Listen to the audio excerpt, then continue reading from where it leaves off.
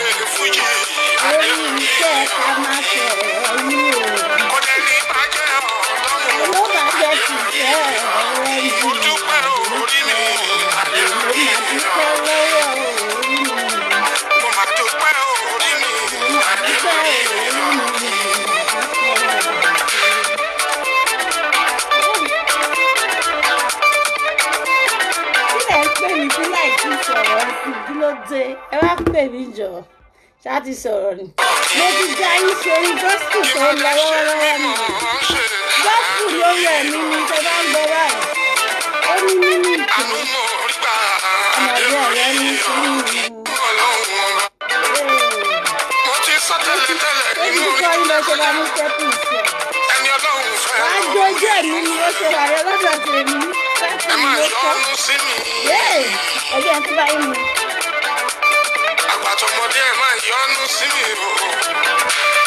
Ọkùnrin tóbìnrin ẹ̀ yọ́nú sí mi. Ẹni bá yọ́nú sí mi. Ṣọ́jú ìyọ́nú Ọlọ́run ọba. Ìyọ́nú Ọlọ́run ọba. Ìyọ́nú Ọlọ́run ọba. Ìyọ́nú Ọlọ́run ọba. Ìyọ́nú Ọlọ́run ọba. Òun lẹ́ máa rí. Mo ní ẹ̀ máa yọ́nú sí mi. Ọkùnrin ẹ̀ yọ́nú sí mi. Obìnrin ẹ̀ yọ́nú sí mi. Gbogbo ẹni bá yọ́nú sí mi o. Ó ṣọ́jú ìyọ́nú Ọlọ́run ọba. Ìyọ́nú Ọlọ́run ọba. Ìyọ́nú Ọlọ́run ọba. Ìyọ́nú Ọlọ́run ọba. Ìyọ́nú Ọlọ́run ọba. Ẹ máa rí. Àánú mo rí gbà adé orí ọ̀rọ̀ mi. Àánú mo rí gbà adé orí ọ̀rọ̀ mi. Èmi jáyé orí mi adé orí ọ̀rọ̀ mi. Kìdá ṣe mí mọ̀ ṣe adé orí ọ̀rọ̀ mi. Kì má dé ṣe mí mọ̀ ṣe adé orí ọ̀rọ̀ mi. Àánú mo rí gbà adé orí ọ̀rọ̀ mi. Ọmọládé àlàáfíà adé orí ọ̀rọ̀ mi. Ọmọládé àlàáfíà adé orí ọ̀rọ̀ mi. Ìran ẹ̀yà kìnìún Júdà adé orí ọ̀rọ̀ mi. Gbòǹgbò ìdílé Jésè adé orí ọ̀rọ̀ mi. Àánú mo rí gbà adé orí ọ̀rọ̀ mi. Ọlọ́run ló gbógo fọ́lẹ̀ o adé orí ọ̀rọ̀ mi. Ọlọ́run ló gbógo fọ́lẹ̀ adé orí ọ̀rọ̀ mi. Kì í ṣe fẹ́yẹ kẹ́yẹ adé orí ọ̀rọ̀ mi. Kì bá ṣe iṣẹ́ fẹ́yẹ kẹ́yẹ adé orí ọ̀rọ̀ mi. Ọmọ Síkírù Àyìndé Bàrístà adé orí ọ̀rọ̀ mi. Síkírù Àyìndé mo jẹ́ṣẹ́ tó burú mi o adé orí ọ̀rọ̀ mi. Lórí eré Fújì adé orí ọ̀rọ̀ mi. Kò dẹ̀ ní bàjẹ́ àbọ̀ lọ́rùn adé orí ọ̀rọ̀ mi. Mo dúpẹ́ orí mi adé orí ọ̀rọ̀ mi. Mo máa dúpẹ́ orí mi adé orí ọ̀rọ̀ mi.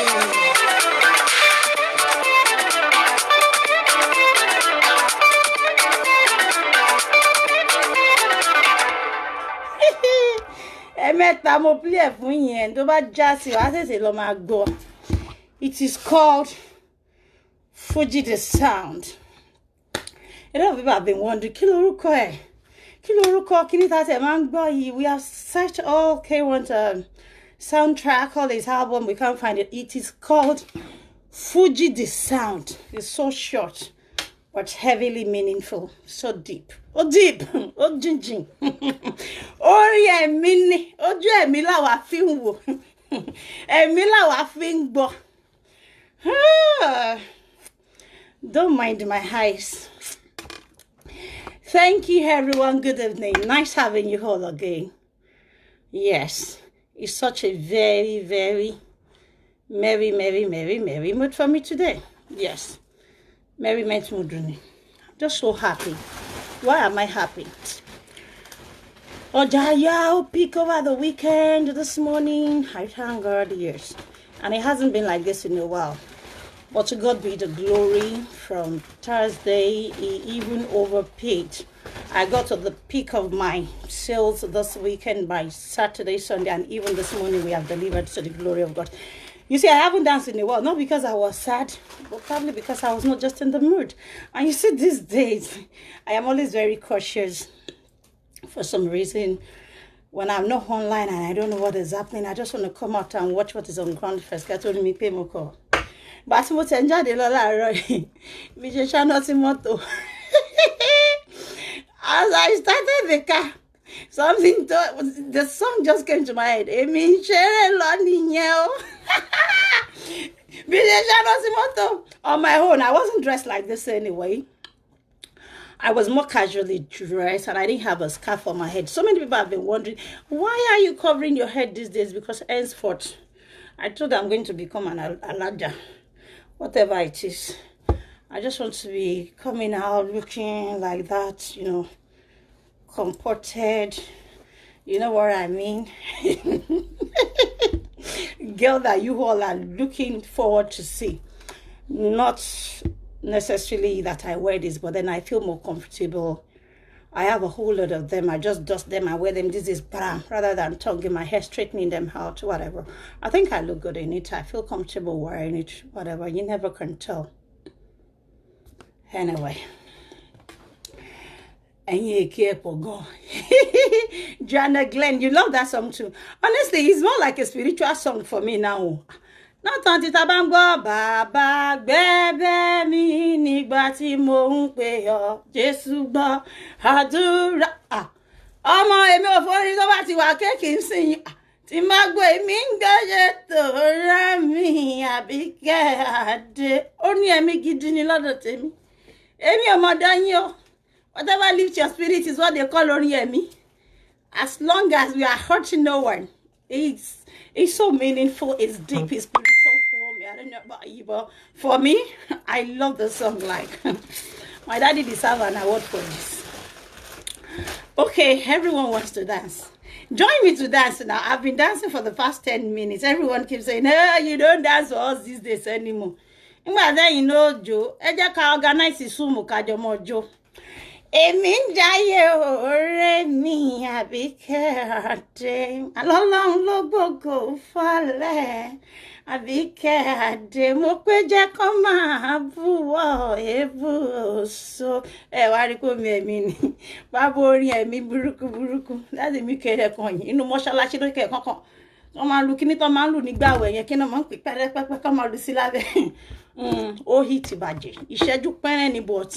Àwọn màlẹ́kà ló deliver ẹgbà bẹ́ẹ̀ Àyìndé lókèlè ó dùn pa bí ẹ pé kò kọrin rí ni ó dùn mọ́ mi bí ẹ wá ń wá ó dùn mọ́ mi gàgà ni ó dùn bàjẹ́. I'm going to do a special dance for him for the song and I'm going to send it viral. Yes, I will. Pastor Adams, don't you think so? Auntie Mitolani, Ekrolema. Thank you so very much, everybody. This is me, and I have gone out to deal. I have worked and worked today. I feel tired, but then it pays off at the end of the day. It was a profitable, you know, tour here and there. Because I'm able to move a whole lot of my stuff here and there. Good evening, Billy. How are you? Hello, Moto Gallant. How are you? Oh, nice to have you guys here. Father Kemi, how you doing? Yes, bandiri no pekini àwọn ní bandiri no samba Jumoke Jumi. It's called bandiri. Àwọn kíni tó máa lù nígbà àwẹ̀ tó máa ṣe bí ṣẹ̀kẹ̀rẹ̀ bí gbogbo tó máa lu ìlú ńlá tó máa lù nínú àwẹ̀ yẹn. Tó bá lù sí kíni pé jẹ́ kan máa bu akon ke ala ke a tún fi sí láàrin Àyìndé. Ó fẹ́ ṣeré ju ó sọ ó dorí ńlá ni. Mi ilé sùn láì gborin yẹn bá ti rántí bá kan wí ìbá ti Siri tó wà lórí Siri ṣé Siri lẹ bá pè tó wà lórí iPhone mo máa sọ fún sí pé Siri fún mi Láyìndé orin ẹ̀mí tí má ti sọ fún bó máa bẹ̀rẹ̀ come on Ronke Ṣapara, leave me alone, stop calling me. It's called Badiri. Olasunkumi Samuel Falowo. I don't know what it's called, but then it's beautiful. The song is just amazing, okay? It is a one-of-it album. Okojabe. Ìṣẹ́jú ráńpẹ́ ni but àwọn áńgẹ́lì ló bá wọn kọ. Bá ń gba àwọn màlẹ́kà tó kọrin yẹn o. Wọ́n pọ̀ jù ńbẹ̀. Orin ẹ̀mí ni. Bẹ́gbà. Hello, Kualalo. Good evening. How are you? I miss you guys so very much. There's been a lot of complaints. All my fans are complaining. They said, "Oh, I don't come out often these days. I don't come out well enough. I don't cover a whole lot of topic that they expected me to come out and talk about." Like seriously, I have been extremely busy of reasons. I won't lie to you. I'm sure you'll be wondering, oh, after all, this is not the only thing I do. My market is there. I attend to it 24/7. I deliver. I have other things I'm managing. The shop is there, here and in Nigeria. And I'm a family woman that you know. I got to take care of my children. And they're my priority, my number one priority. And the school is back on Gbogbo. And I just got back from Nigeria at the same time. It might be, see me. Yes, I have reduced the number of times that I'll be coming out. But then when the situation compelled me to come out, trust me, guys, I will always come out. I have been reading so many of his messages in my inbox. I know there's a video that's been going viral, aside the one that we just treated of recent that's got to do with Kabesi and Babawa, the other one, Babashiwajuno. So they said there's a viral video that has been trending. It's not that I didn't see the Ghanaian one where the husband killed the wife, shot her down in a cold blood in daylight. It's sad. Yes, we've spoken, we've talked, we've discussed about domestic violence a whole lot of times, and I'm still wondering why we are not getting the expected result from women. I know that there are so many individuals with different ways of handling issues, and I know there are so many women that are so very soft out there. If men, some men are going through this in the hands of women, but then the ratio is it's quite different from each other. The one of those male one to female is quite high. But I've told people this corona period is not a period where you'll be going into hot arguments. Hello. I shall see, my husband is coming here. Someone just gave me a compliment saying, I cannot take my eyes off you, Queen AJ. You're so pretty. Thank you, my love. I love you. Thank you. Thank you for admiring me. You all are beautiful. You're handsome. It is what it is. I'm just taking my time. You know, I rest these days.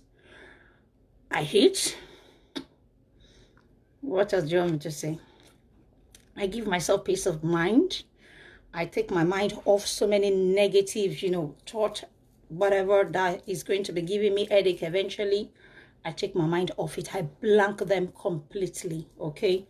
So I will call it a management of crisis. When you know how to manage crisis, when you're in charge of your affairs, of the things happening around you, it will not bother you so much anymore, and it won't take a bad toll on your physical outlook. Like seriously, we have to learn to manage crisis, whatever it is. It can be bigger than you. God gave us that might. He gave us that, that power. He gave us, the prowess, to overcome and overtake just anything that is likely to take our peace before. That is why we are human beings. You can manage it. You can decide not to think about it. I've told you, even if it's your children, just leave it on the side and move on, What's this one? Admin, thank you. Oh, Oluwamo. Oh, you guys. You should leave me alone. Okay. Right. I cite you to Olawashibi. How are you? Olawashibi signature. Hello, everyone. Admin, thank you for joining me. God bless you. I rarely even notify my admin when I come out these days. Okay, there's just need for us to treat this topic, and I promise my people that they should not worry. I'm going to do this very one, and then we'll bring you the next one and the next one and the next one. So hopefully you will see me 2 or 3 times a week. Well, that, you see, this is it with you. When I come out now, you'll be asking me to dance. Me if I'm me if I'm just come up with you these days. It's only much ni kira ma joni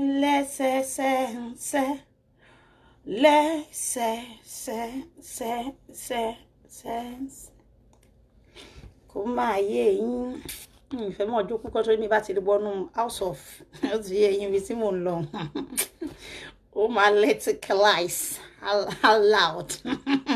So Rọra máa gbẹ́sẹ̀ ní kọ̀ọ̀kan for now. So bẹ́ẹ̀ bá ti rí mi láàrin àwọn òṣèlú àṣèlú Nàìjíríà wọn ò dá ó láti dání lágbára Ọlọ́run ọwọ́ wa ló wà future gbogbo àwọn ọmọlẹ́yìn àwọn next generation even the unborn generation ọwọ́ wa ló wà bàbá ṣètúnṣe sí ni Ọlọ́run adẹ́rùn wa ṣe but don't worry, I'm just gonna keep it close for now. I won't say, just manage me the way I come through these days. Egbabe gbogbo ìgbà náà kọ́ ló máa ń bá ìjó rẹpẹtẹ yẹn dé. Thank you so very much, Oluomo. That's my bro. I told you, it's just my micro. I don't pull any bro these days, you can see. I don't, not anymore. Once I have my microblade done, I just trace it out. I highlight to the side, and that's just it. You know, I'm not a too much makeup person. When I go to makeup artists, most times it's like I'm not promoting their handwork, because each time I come out of makeup artist's house, I'm always looking at myself like, it's too much. Can I clean this place off? Can I wipe the lips off? They're always laughing at me. AJ Kopaju. People want to look at you. The one I had the last time. Oh my God, only Adefemi Tony can tell the way I was feeling in the car. I am a very soft makeup person. When it's too loud, too much, you don't see me go out. Even my lips. It doesn't bring out the shape of my lips when it's too sharp, when it's too red, it's too pink, it's too clinical. I just love my nude lips. Most times I even just wear lip gloss. Okay, and when I'm not wearing lip gloss, that's it. I go very, very light with, I don't know about you, it depends on the shape of everybody's mouth. So it's so beautiful when I see it on so many people's faces, but with me, you know, download be about in dating anti-Jabangans. So on my last chat, someone called in, and I heard the lovely man say, Emma, anti-Jabangans, anti-Jabangans, money sa, ho. So by the time I watched the thing the next day, it cracked me up big time. Fires Brown, happy birthday, girl. Wishing you many more beautiful, beautiful, beautiful surprises loaded here ahead. God bless you, my darling. You're so beautiful, you're gorgeous, you're wonderful. And we love you. Okay? We wish you tons of birthday surprises on this team, and God bless your day. Hope you're having fun. Okay, so, guys, you see, at times you people don't even want me to talk. You just want to be staring at my face. Someone once told me, AJ, even if it's to just come out and stare at us and say, hey, Oma, nǹkan dé nìyẹn o. Nǹkan dé. Oríṣiríṣi àwọn nǹkan tójú mi rí lẹ́nu ọjọ́ mẹ́ta. Ohun ojú mi rí ẹnu mi ò lè ròyìn. Àìmọye kinní kan lálágbọ́n tọ́wọ́ alágbọ́n bá tẹ̀ wọ́n, ojú wọn á rí pátí. When I watch some of my old video, the way I laugh alone, the way I laugh alone, at times I feel like coming back to you guys that did I actually do this? I am an entertainer to Tolulope herself. Abike Jagaban is just an entertainer to Tolulope. So whenever I'm bored, I just go to some last year show and I keep laughing at myself the way I talk. And I'm like, I should try and do one movie or two. Agbati Deni, Jokedo, where Agbani. Hello, Chokze, how are you? I am very well, thank you. I love you too, Michael Smith. Radical Odao. You know, I joke with me by Bawo, me by Jenny, Renny cake. And it was Shannon Moto Lady Moko nothing pay me, share learning you. We want not to Yahweh leg betorian just pay. It means share learning, yeah. I want share learning, yeah. I want share learning, yeah. Mobakuseri, this Jerry. How come I forgot the song? Where is this? So this is what they call maturity. I'm actually growing. Yes. You see, the old age never come knocking at your door or reducing your wardrobe. Somewhere, somehow, it just gets itself locked up in your body system, your brain, everything. And it eventually just take over everything and you wouldn't know why you're just going solo, mellow. You know, when people do things to me these days, I just go like, How I wish it was during my days. You know what I mean, people. I'm on 9.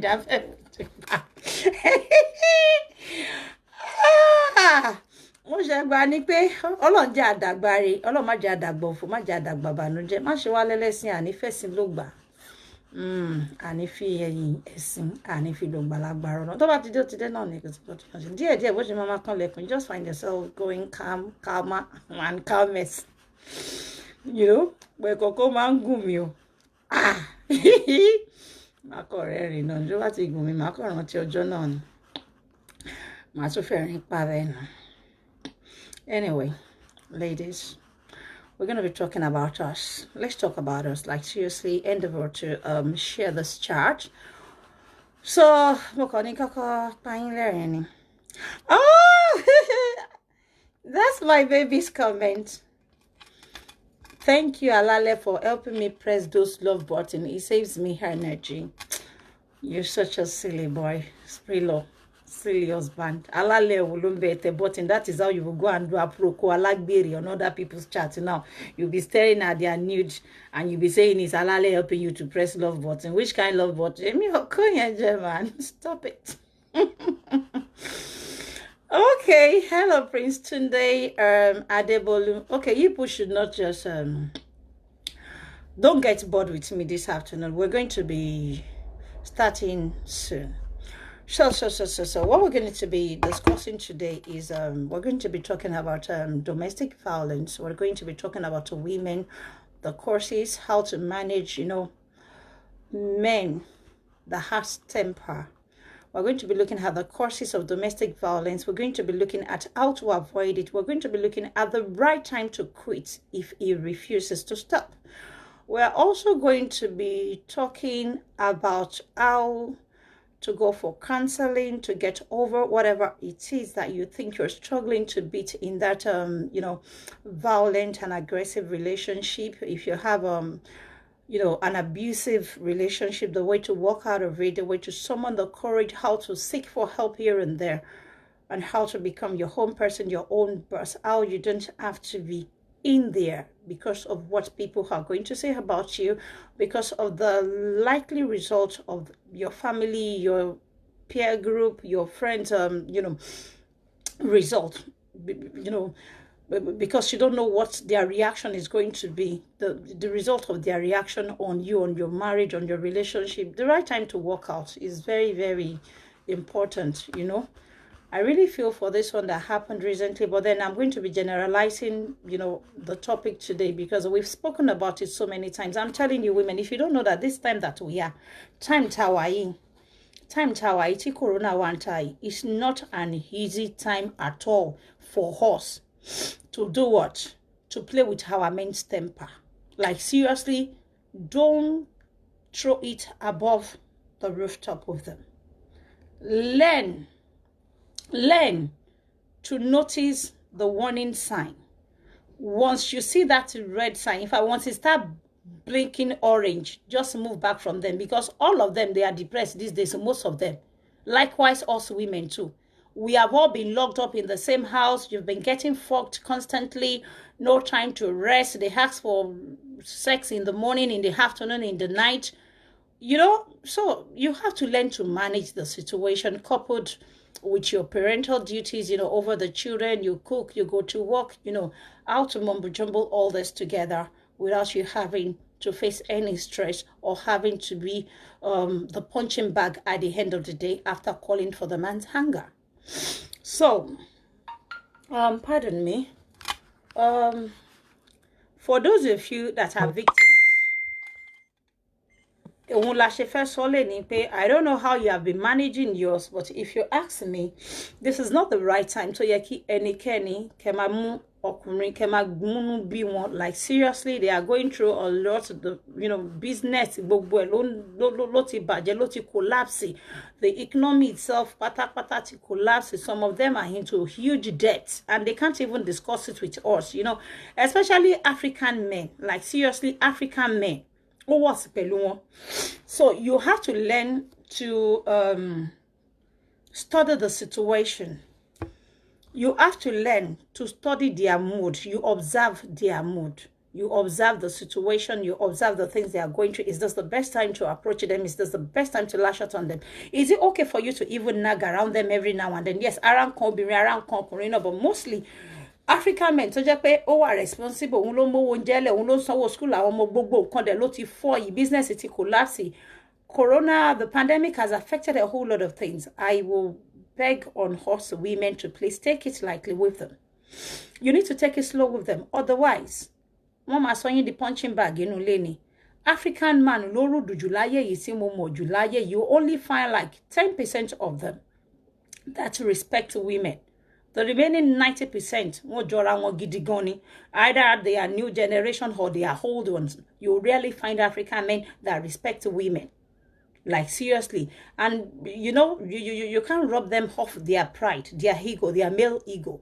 And for that reason, that is why we have to take it slow. Obìnrin ẹnu wa mú gan láti búyàn. Èmi ti jókòó ikọ̀ kò sẹ́ni tí ń lebú. Àwọn èmi ò ń búyàn tí ń bá rí pé ó lè ju punching sí mi o lórí fóònù ẹnu mi mú burúkú. Kò sí ẹni tí ń lè fipá o.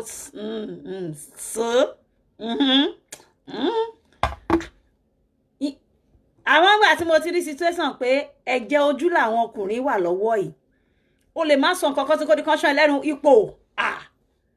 Wàá ṣọ́ra ẹ, kíyàn ṣọ́ra ṣe.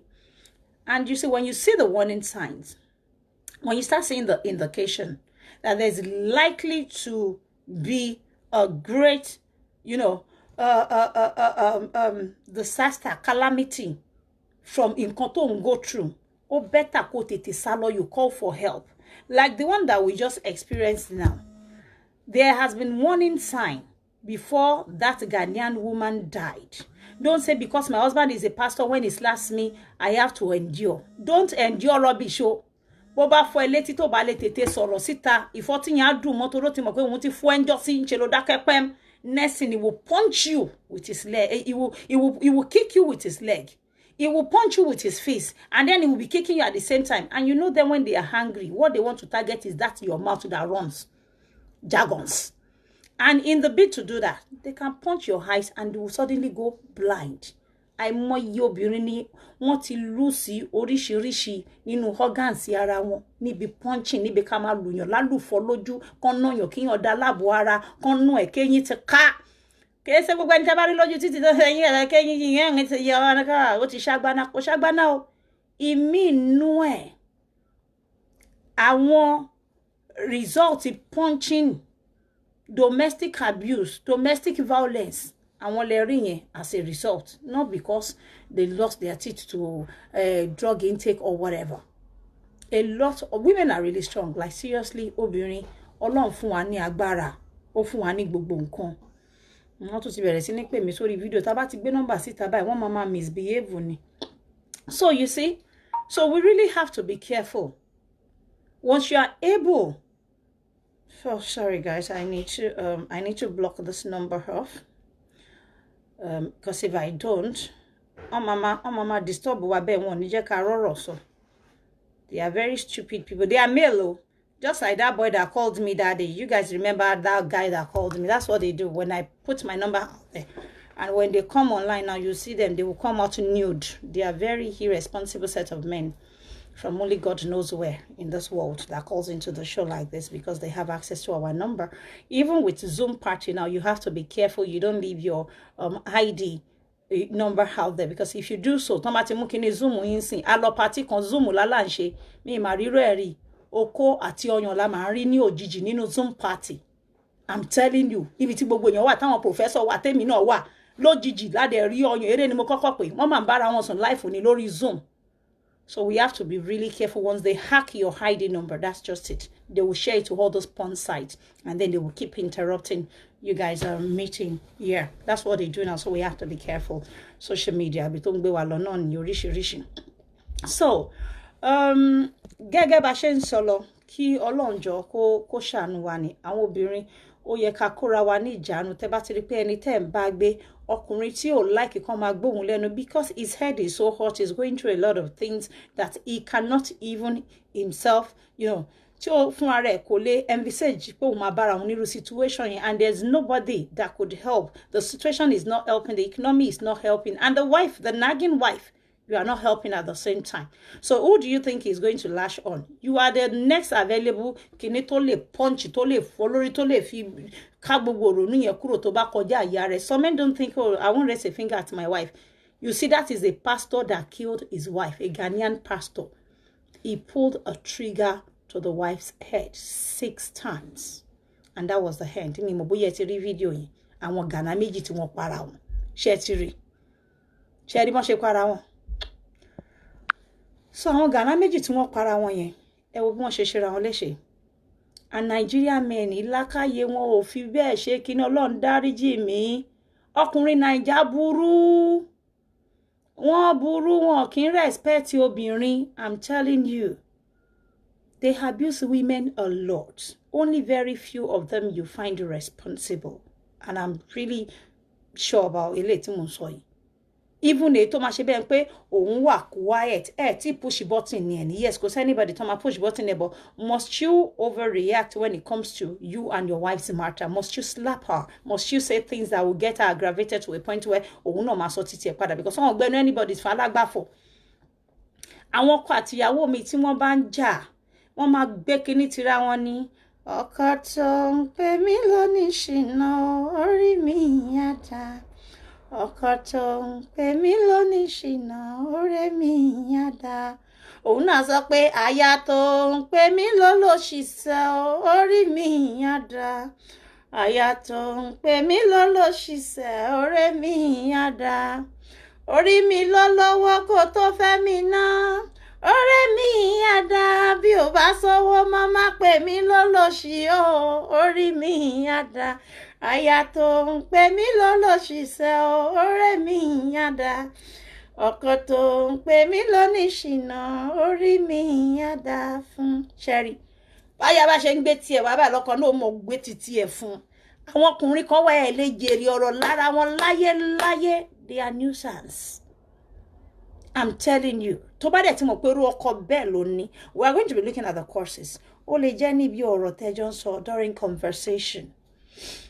As a result of the economy of what everybody is going to due to the pandemic wreck on virtually everything in the world now. Home, finance, business, everything. Love life. Kò sí nǹkan tí kìíní pandemic yóò affect.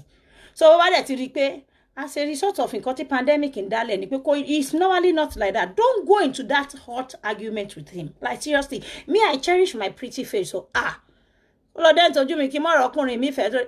Bọ́kọ bá kọ́ ni ọkọ nìyàn fẹ́. Ìyàwó bá kọ́ yan náà ìyàwó mi nìyàn fẹ́. That I still maintain. If you are able to keep your sanity together, you still look pretty like rí ìyá yín ni. Èèyàn báwo ló ṣe máa jẹ́ kọ́kùnrin yẹ lórí àbí kí obìnrin yẹ lórí? Kí ló ń forí ẹrù? It is not the end of the world, like seriously. But ẹni tó bá ti kú, ìyẹn ò lè rí nǹkan kan sọ mọ́. Ẹni tó ti kú, ìyẹn ti kú dànù ti ẹ̀ nìyẹn. Kò rí nǹkan tó ń ṣẹlẹ̀ mọ́ láyé. So kọ̀nà tó máa fi subject ààrẹ tó máa dòkú òjijì. Tó bá ti rí bẹ́ẹ̀ kó ti bẹ̀rẹ̀ bínú nínú ilé, rọra ṣà nǹkan díẹ̀díẹ̀ tó bá lè ṣà. Tó bá jẹ́ lé ọ̀rẹ́ ló lè lọ. Tó bá jẹ́ pé lé àwọn ẹbí ló lè lọ. Well, someone said, in Nigerian system, where do you go? There are so many associations that we see online, but they are not that functional. Wọ́n sí. Kò sí ṣẹ́ẹ̀dì fún sólèsì. Tẹ́ máa walking and sleep there in Nigeria. Fi bó bá lọ sùn abẹ́ bridge. So tó bá ti wá mọ̀ pé lára ò lẹ́bi ìjọba Nigeria ò sì ní. Wọ́n nírú àwọn ọbẹ̀ yẹn o tí wọ́n ti ń gbàyàn sínú ilé o. A kò ń gbọ́ lórí online ní mi rò pé ó wà o. Whereby you can sleep and spend a few days. Ṣàrọ́ra mú kúnlẹ̀. Kó máa bẹ̀ pé dádì bùkún. Ẹ má bínú. Ìmí ni ẹ ṣáà má bínú. Ẹ forí jì mí. Ẹ má bí.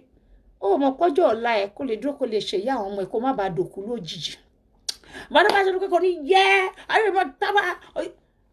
Tákùnrin bá ti rí pé ó wà violent tó bá ní kò ní dá fún yẹ ṣáà máa ṣàmì ni. Ìwọ má bàa sọ nǹkan kan. Torí tẹ́ bá ti rí pé àwọn fine boy Ìṣọ̀lá ẹlẹ́ran lẹ́fẹ́, àwọn míì wà gan wọn ní tètè show sign pé fine boy Ìṣọ̀lá ẹlẹ́ran ni. Ẹ máa wọ tí mo sọ àwọn tó máa fojú jọ fine boy gidi tẹ́ pé fine man when people see them tán bá not tẹ́ wọn tí wọ́n button up báyìí. Ẹ máa gbọ́ alákọ̀wé lọ́kọ ẹ̀.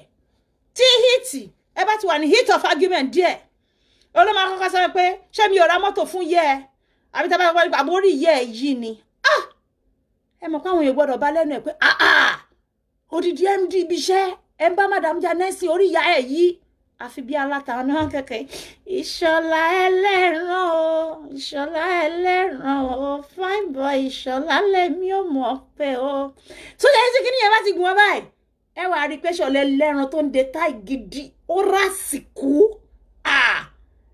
àyà rọra gba kámú fẹ́lẹ́dẹ̀ bó ṣe ń bọ̀ wọ́n ṣáà máa mú mọ́ra torí pé táwọn staff ẹ bá ka mọ́ bẹ̀ ó máa gbọ́ stupid woman irọ́ ni ò káwọn yẹn tó wọlé ó sì máa sọ pé kò ní dá fún yẹ ẹ ṣé já ẹ ní kíní kan àbí bàbá ẹ ní irú wọn ni ó wá ti pé wà wá push ẹ to the wall tó máa di ìgbàm. Some of them don't even beat with their fist anymore. Mo ti rí ibi tó kọ́ ti lọ mú ìgò báyìí ó dẹ̀ mọ̀ pọ́nmọ́ yẹn wà vulnerable ó jẹ́ lórí ẹ̀ ní pò lẹ́ẹ̀mejì ẹ̀jẹ̀ bá gush out ẹ̀jẹ̀ tó gush out kan tó ẹ̀ tó rush ẹ̀ ọmọ yẹn bóyá ó gbé ọmọ bíi ọmọ ọdún méjì lọ́wọ́ ó tún ti bí mi èèyàn tẹ́pọ̀ ọmọ tí ò sóúnjẹ gidi tí ò sí nǹkan tán tó gún nígò tó tún lùsọ ẹ̀jẹ̀ ṣé kò ní yẹ eventually wá pass away. So you see what I'm trying to say in essence is it's better to observe, to calm down and try and study the situation. Do you have people around you that will save you? Oh, lẹ́ni tó lè gbà ẹ́ o lọ ń báyàn jà o lẹ́ni tó lè ké sí o lọ ń sọ pé kò ní dá fún yàrá o dẹ̀ rí kó ti ṣánlẹ̀kùn pa lẹ́yìn ṣó fẹ́ para ẹni. They are angry at the situation of things. They are so angry. Don't let them turn you to punching bag. Má jẹ́ kán fún ẹ lórí kán fún ẹ lójú kó jẹ́ pé gbogbo medulla oblongata ló máa wà shifted. You see the way it's going, and it's a jump play love later or loss on lale. Let's even leave men that are actually violent and aggressive out now. Let's look at the calm ones. Don't you call yourself back that? Oh, I think I've pressed the wrong button. It really does that. Because in Koti gbogbo won go through sí orí wọn, so bó bá lè keep away, ọmọ rọra keep away ni. Ẹ pẹ̀lẹ́ darling, ṣé fẹ́ jẹ oúnjẹ tí wà ń kíṣe ti ya kúrò ńbẹ̀. Ọlọ́run bá wa yanjú ọ̀rọ̀ pandemic yìí. Don't push them to a point where they will be slapping your face and you think you're talking. And by the time they beat you, dance. Wà máa pé àwọn tó wà ń ta kan wá ràn ẹ́ lọ́wọ́ nígbà tí wọ́n bá gbọ́ ẹ pé òun pariwo. Wà lọ dákú sínú ilé. Ẹlòmí àánú ẹ̀ tá tún wọ ẹ̀sùn kan náà tún tilẹ̀kùn mọ́ ẹ láti ta. To need help. Yes, and it wasn't him behaving as at that time. It was just that base. It's all of them that has it in them. All men have this in them. Don't go calling for it to come out. Don't go knocking on that door. It is a dark door that most of them don't like us to see. But by the time you go knocking on it looking for trouble, girl, otidiwala, like the video that went viral. Because the wife believed that the husband is one stupid, I don't know, she believes he's a virtuous woman. He's a virtuous man. A virtuous man that is also highly religious. He was well respected in the society. Everyone calls him a pastor, the Ghanaian man. Not knowing that he's a bloody women beater, a beast. When a man can get mad to a point where you pull a trigger to your wife's head, the woman who has suffered so much for you, who has lived with you all your life. And that is why it is us women I have to talk to. Because the video that went viral, video yẹn, ẹ̀gbọ́n ìyàwó lọ nà pastor níbi tó ti nà àbúrò ẹ̀. So he went to rescue his sister. Pé má nà àbúrò òun, moreover àbúrò òun ní láti wálé kó wá kó àwọn nǹkan kan. Ibẹ̀ ni ọkọ ti kí ìyàwó mọ́lẹ̀ ló tún pọ́nṣì ní ẹ̀gbọ́n ìyàwó bá bẹ́ẹ̀ lé lórí ló bá bẹ̀rẹ̀ sí ní save àbúrò ẹ̀ pé stop it now. And by the time they got over that episode, the husband was on his way out from the flat, and then he looked back and he looked at the brother deep in the eyes and he said, you know what? He said, if I don't kill her, then I'm a fake. That was the last word that came out of Enuoko, the supposed pastor of a church, a Ghanaian man. He literally said, if I don't come back for her, to kill her, then know that I am a fake man. And of course he did, my people. He did. The woman was stupid enough to have believed he would not come for her. she went back to his house? How can someone post a death threat to you in the public, right in front of everybody? And then you think you should not run away from such man? I mean, I don't know how we think at times. I always tell people, even Toba ni oko ton dobo ju, ton dobo to fe do eka choki consider bo shem feel. I'm telling you. That's what we call aggressive sex session. Aggressive sex session. It will be an aggressive sexual routine that even you will be asking yourself, can't he feel my pains? When you're not consenting sex, when you're not enjoying it, when you're the type that always say, I don't want to do, and then it's already used to forcing you every now and then. And when it forces you, it doesn't go slow on you. It slams you. It opens your leg anyhow. It treats you like an animal. It doesn't consider your feelings as at the time it was devouring you. It is sexual abuse. In case you don't know, you should run for your dear life. One do your wow. One do your pano. Then your makudano. Are you kidding me? Everything to bati wa NSS. On payo. I'm going to tell you today. On payo. You see, when you love to fuck, it's good to fuck. It's good to have very, quality, sexual session with your husband, with your wife. But when it's too much, oh my head, what darugo, when to your bunny, it's too old for consent, when you're not playing along with it, when you're not participating, then it has turned to something else. One do your pa. When a man is on top of you for 1 hour, it is sexual abuse. When a man will not come, he will keep doing and doing and doing. At this period, it's something else. Like seriously, some women think it is normal. It is not normal. You can't do that on me yesterday, do that on me today, and then you expect me to still cope the third day. In committee, one be won't do your pa, one me done in your pa. One me done in your pa gidi gidi. It's either go wake up, go so far, no, this is not fun anymore. Because whatever you're doing with a man and he refuses to come in the next 30 minutes, 40 minutes, 1 hour, and then you could be reminded. What are the causes of domestic abuse? Are the things that we're looking at now. I have been talking about verbal abuse, whereby you two get engaged in verbal abuse against each other. And then it results to one thing and the other thing would lead to the other till it now leads to death, where they beat woman to death finally. I'm telling you, there are days when you don't want to cope with sex. At times you don't just want to do sex. I don't know if you feel like that. I do feel like that sometimes. I don't know if it is my hormone. I love sex a lot. You all know I do say this. I love sex. Talking about sex, you all know Abike, she always say, I'm not someone that will, but then when it's not fun, it's not fun. When I'm not feeling it in my head, I'm not feeling it. When I'm not around you, I'm not around you. It's either my man takes his time to see what is happening with me, or then he just allow me for that period. Maybe I will come back around later. But okay, I say I don't want to do. On drag, yeah. You say, hey, my pastor say we must not say no to them. My pastor Mrs. say when they call us, we must not deny them. Are you mad? Do you want to be a subject of sexual abuse that will be sent to death? Or can shift the womb? I'm telling you. Tí wọ́n bá rọ sí ẹ lára láì òdì táré òdẹ̀gbá wet. A shift the womb. A shift nǹkan tí ó yẹ kó shift nínú ẹ. You will be bruised. Inú á máa ro ẹ́, wà á ní cramps. Nǹkan tí ó yẹ kó máa ṣẹlẹ̀ ṣe. À ń kẹ́rẹ́kẹ́rẹ́. Ẹ mọ nǹkan tó lè pààyàn obìnrin. Our body is so sensitive, especially when we are 40 and over. Even when you're not up to 40. Do you think it's a good thing for a woman to be totally dry and then some men out there are forcing themselves through you thinking, oh, she will cope later. I just want to do because I'm a husband.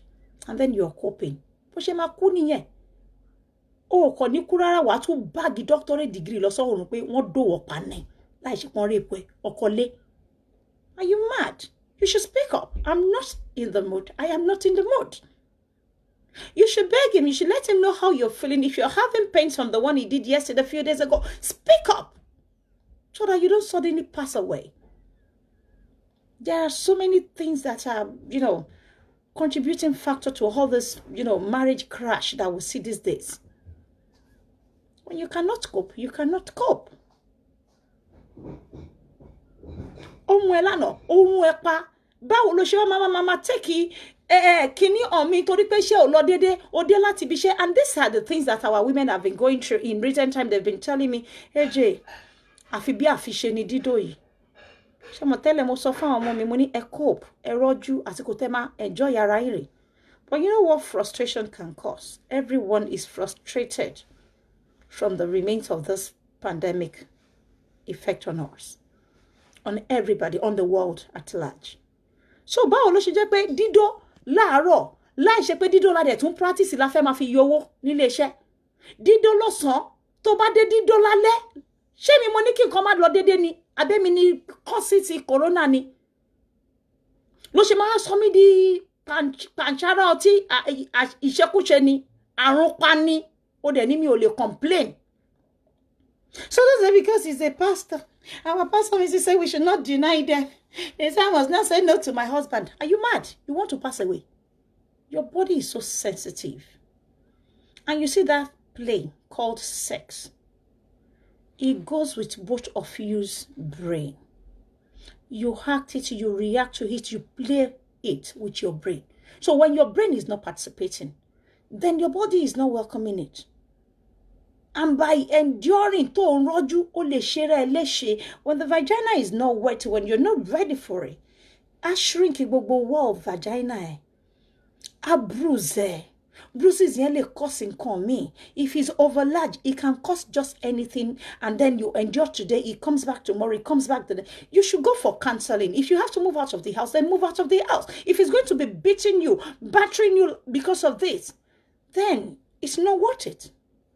You leave the house. Seek for help. Because so many causes ló ń fa gbogbo ẹ̀ńdédé rí pé wọ́n para wọn, wọ́n ṣe ra wọn léṣe yìí nítorí kíni? Ẹlòmíì ti nà yàwó ẹ̀ fọ́ lójú, ẹ̀rẹ́ yìí tó lọ ń wọ́ yàwó ẹ̀ lójú títí pé mo ní kó wọlé ní Nàìjíríà, ọmọ lóhun ò wọlé, ó ní mo ní kó wọlé síbí, mo ní mo fẹ́ ṣe ìyẹn ní òun ò ṣe láti ìjẹta, ẹ jẹ́ kó òun sùn, ẹ ṣe kíni kan.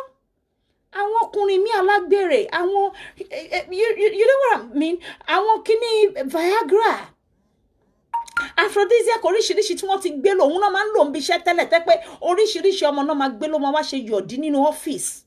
Nísìnyí torí pé pandemic ò jẹ́ kán lọ sọ́fíìsì mọ́, kò dẹ̀ sí owó tán máa fáwọn ọmọ yẹn, àwọn side chick, ìyàwó lé ló máa fara kó ní àárọ̀ lọ́sàn-án lálẹ́. Mo rí ẹ́ size ẹ̀ kí n tó fẹ́ yìí nílé gbà á. Because mo fẹ́ ṣe yá àwọn ọmọ mi kalẹ̀. Tó bá jẹ́ pé ológun àárọ̀ lọ́sàn-án alálẹ́ ni, gbogbo wa ní corona jọ affect brain wa. Jẹ́ kí èmi náà ronú bí ṣe máa ṣe yá àwọn ọmọ mi, bí ṣe máa tọ́jú wọn, bí ṣe máa lọ kó kékeré ní school. A woman lost 5 months pregnancy, ló lose nítorí dídó. Imagine, ó lóyún 5 months, wọ́n ti lọ́mọ mẹ́ta, ọmọ yẹn dọ́mọ kẹrin, and they live in the slum. That is what we call pure domestic and sexual abuse. Ẹni ọmọ mẹ́ta ẹ̀ nílé, ẹ̀ ń gbé ní àwọn bímọ kòkó gbóbi tá ti lọ ń pín oúnjẹ. And now, oyún kẹrin ọmọ yẹn ni ó básùn violently títí tí oyún fi jábọ́. Ìgbà tó oyún jábọ́, wọn ò tún lówó tán máa lọ fi clear the remnant, and that is how the lady passed away. Oyún ti jábọ́ lára ẹ̀, but he wouldn't stop sleeping with her so aggressively, so violently. She lost the baby, and ọmọ yẹn kú sí nínú ọmọ oṣù márùn-ún. Èyí tó kù tó já jábá síkùn ẹ̀. That was what killed the girl. Because they wouldn't go for proper kí dẹ̀ máa ń pè kí wọ́n clean here, D&C. So what is it? So we have so many causes of nǹkan tó ṣe ń cause domestic violence. But the moment we are able to cite it, to avoid it, you know, wàrà sásẹ́yìn kíá, ó ti rí pé ó tún ti gbọ́kọ̀ yẹn bọ̀ lálẹ́ máa lọ múlẹ̀kùn mi máa ti pa lẹ́yìn ní alẹ́. Ó ṣe lánàá, ó ṣe ń jẹta, ó ti bọ́ sárùn nǹkan mi ti ń ṣe ẹ̀, ó lè rún mi lọ́jọ́ 4 láàrin ọ̀sẹ̀ kan. Ìfẹ́ èèyàn ò lè rún èmi ní 3 láàrin ọ̀sẹ̀ kan.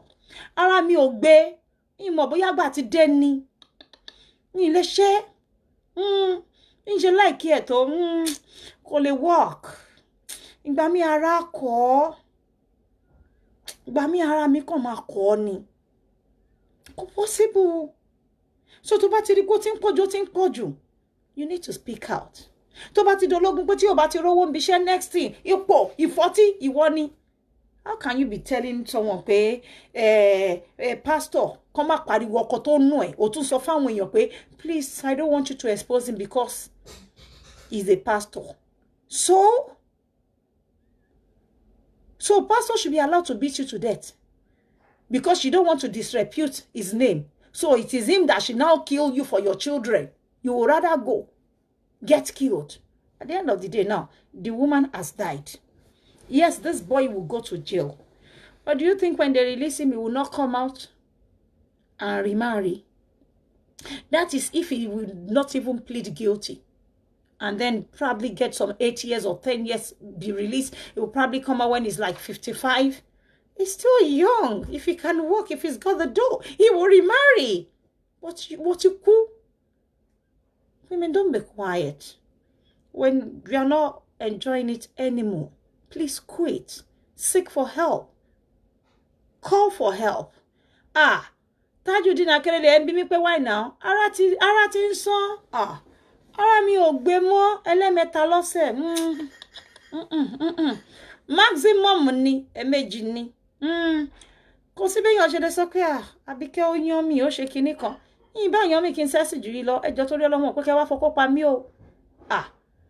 Ṣé ní tọkùnrin bá ń ṣe my wife is pretty kò kí ń kọ́ wo tó bá máa gbó wá wàá gbó wàá ṣá wá ni wá tó bá ń gbó ṣálà wàá kọjá ṣálà wọ̀. Ó ń ṣáyàn ó ń gbóyàn tó bá ti pọ̀ jù. Ọkùnrin even men, let me tell you, even men, no matter how strong the fake, tẹ́ bá mú ọkùnrin tó lanky tó weigh dáadáa as in the chunky ones, when they do 3 times on you in a week, do you know from their outlook you can tell pé wọ́n lean. Tí ṣe rí tí ìrun ọkùnrin kọkùnrin kó lean láàrin inú ilé fọ́jú tẹ́ máa rí kó ti lose weight. I've done it before. When I was younger, we thought we were having fun. But by the time he calls you today, Edoshe will not drill there. Some women can drill too. Oh, need that. And then the next day, Edoshe, Toba Mafi take 3 different, session on him. Go, mama bere bon vita. Atuni ba mi wa bready. Ama jẹun bí ẹnko lóyún ni. Obìnrin ti bá yé jẹ́ ni because some men will think, we can, how to beat women, we can do this when it comes to the race of sex. There are some women don't bad as it gonna be yaye.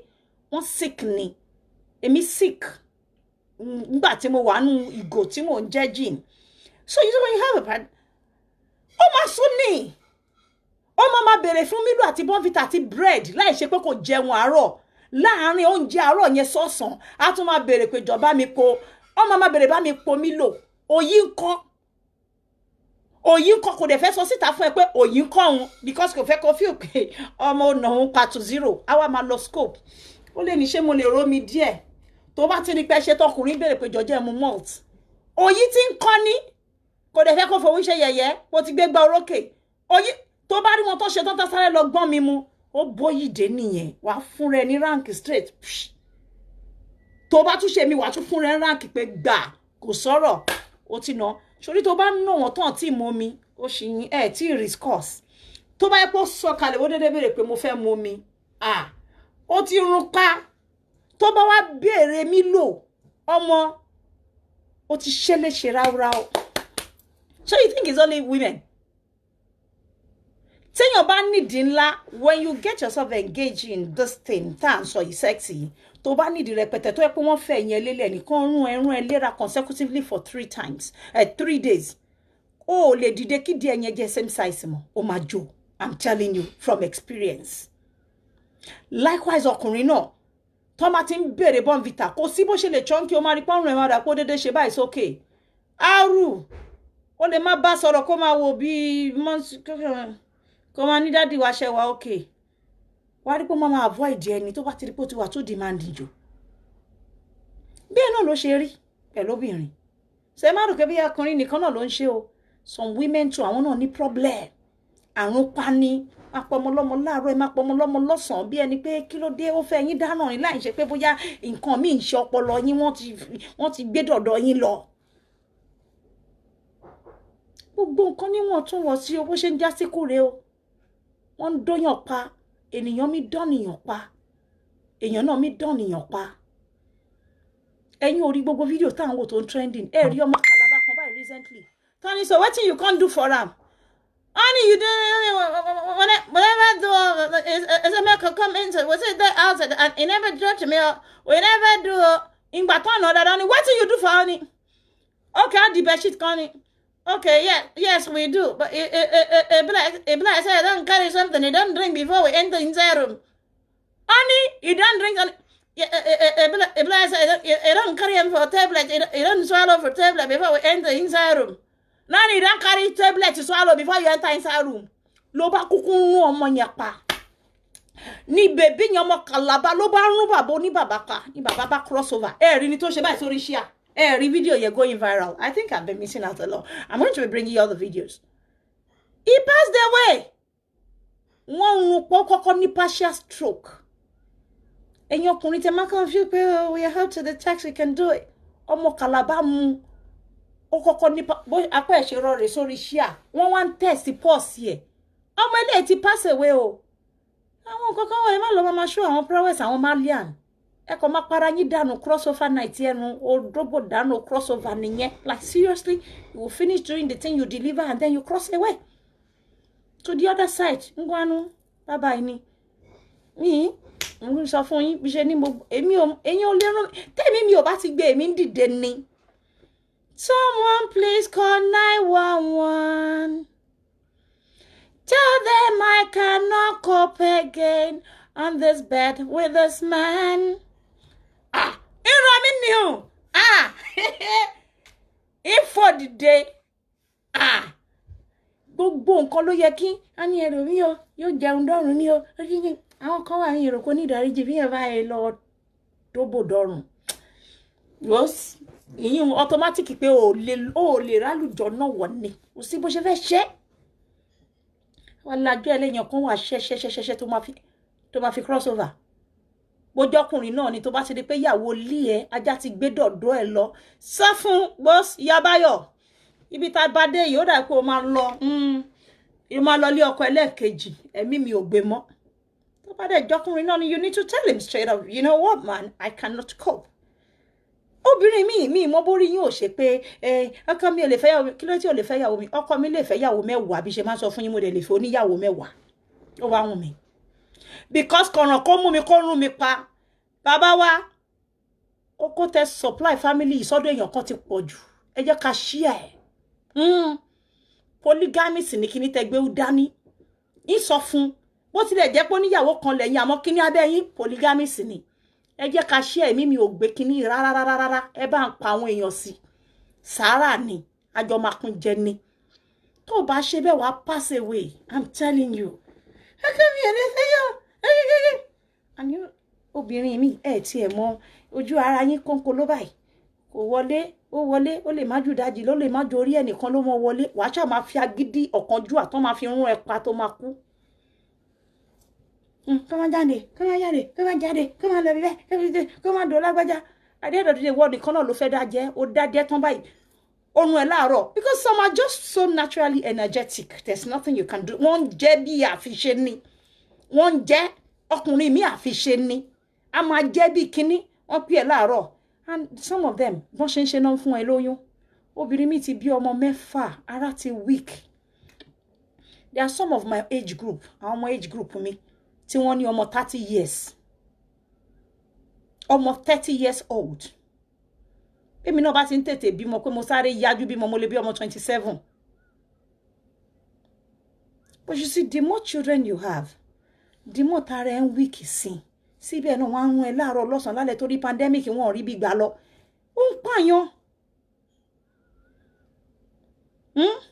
ẹlòmíì ti fẹ́ wọ menopause ṣé ẹni tó fẹ́ wọ menopause ó yẹ kán rún ẹ pa kó máa lóun mú mọ́rọ̀ dẹ̀ ń feel cramp ń feel parẹ́ ò gbé mọ́ back pain back ache kó máa fẹ̀yìn èèyàn lélẹ̀ kó ń ṣe style tó tiẹ̀ tún dáa ìyẹn náà fún yàn ní problem ó sì lè cause disability tẹ́ bá rẹ́ lómi tó ti wọ 60 àbí bíi 50 tó ń tẹ̀ lọ́wọ́ ẹ̀yìn kó ń ṣọ́jọ́ orí okó ló wọ́ wọn jágajàga wọ́n máa dàpẹ́ ẹ̀yìn yẹn wọ́n súnkẹ́ pẹkuru ní lọ́wọ́ bíi lower back pẹkuru báyìí náà máa rìn bígbà tí àwọn ìyá insurance ṣe wọ́n pè mí ìyá insurance lánàá bígbà tí wọ́n ń wọ́ trọ́lí bẹ́ẹ̀ náà máa ṣe àtẹ́jì 50 52 gbọ́jà ti liquidate wọ́n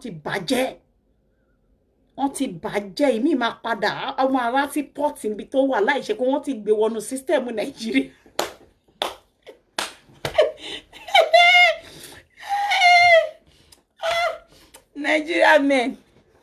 Nigeria men ẹ̀rù wọn bá mi kò sí nǹkan tí wọn lè bàjẹ́ manually bẹ́ẹ̀ bá gbà wọ́n láàyè wọ́n lè bàdí ìdí wọ́n lè bàjẹ́ manually tẹ́ bá fàyè lẹ̀ fún wọn wọ́n á rẹ̀ kí ẹ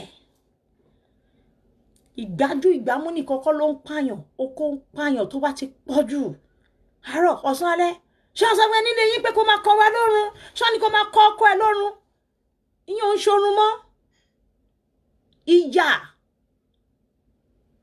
ìyá àṣàṣídẹ̀ ti wọ̀ ọ́ ní kó bẹ́ẹ̀ sùn láàárọ̀ lọ́sàn-án lálẹ́ kó tún dé láàárọ̀ ọjọ́ kejì ó lọ ń lògùn ti ẹni ó wá lónìí sọ̀rọ̀ akọ́kù dànù ó bá dẹ̀ kú wá tún gbé lómi á tún continue so a stitch in time bí ṣe mọ́ so better kó yá tètè yára yẹra ẹ pé wọ́s eléyìí tí ń bọ́ sí nǹkan mi o you cannot do yesterday do day before yesterday do me today and then you still expect me to come tomorrow eléyìí ọ̀hún pé mò ń kọ́ lọ́rùn mò ń kọ́ ẹ ní abuse ni ó ti di sexual abuse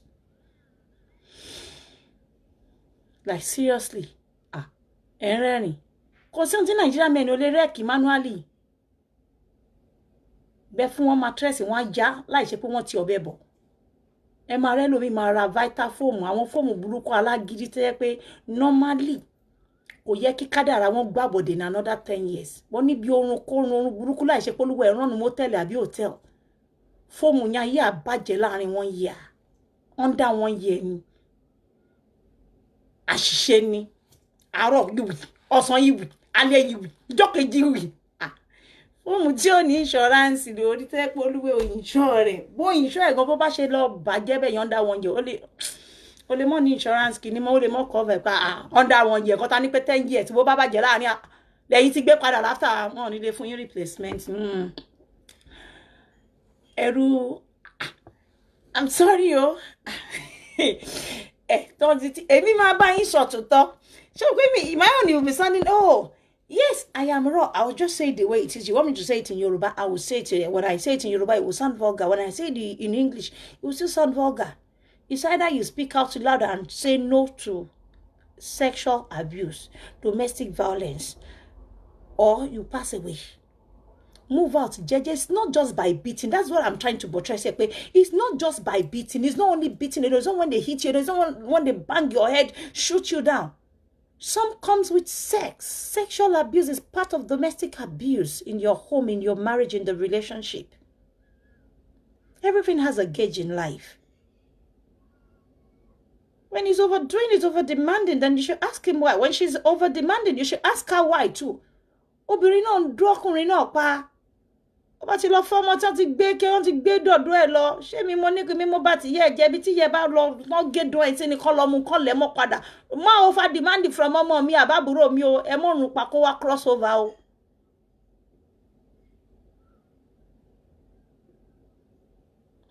So you see, you'd have been noticing the sign. You didn't see that video in Nigeria where the boy was chasing his wife on the street nísàlẹ̀ Èkó. Ọmọ yẹn sáré bọ́ta ní wòwò pẹ̀lú ọyàn àti just bottom ó ń try láti já aṣọ ẹ̀ ó fẹ́ bá sùn. Ìyẹn lòun ò ṣe ó ní mo ní kó wọlé ọmọ yẹn ní mi ò wọlé lẹ́kọ̀ọ́ ó ní mo ní kó wọlé ó ní ṣọfẹ́ dùn mí padì mi ò wọlé. Rí fídíò yẹn ó wà lórí Instagram. I'll go and look for it. Maybe it's on Today Dance or something. I'll find it. Ọlọ́run ò wọlé ó ní padà síbí sí àwọn èèyàn máa ń sọ pé kí ló ṣẹlẹ̀. If you see Hezbollah was standing like this when the girl escaped.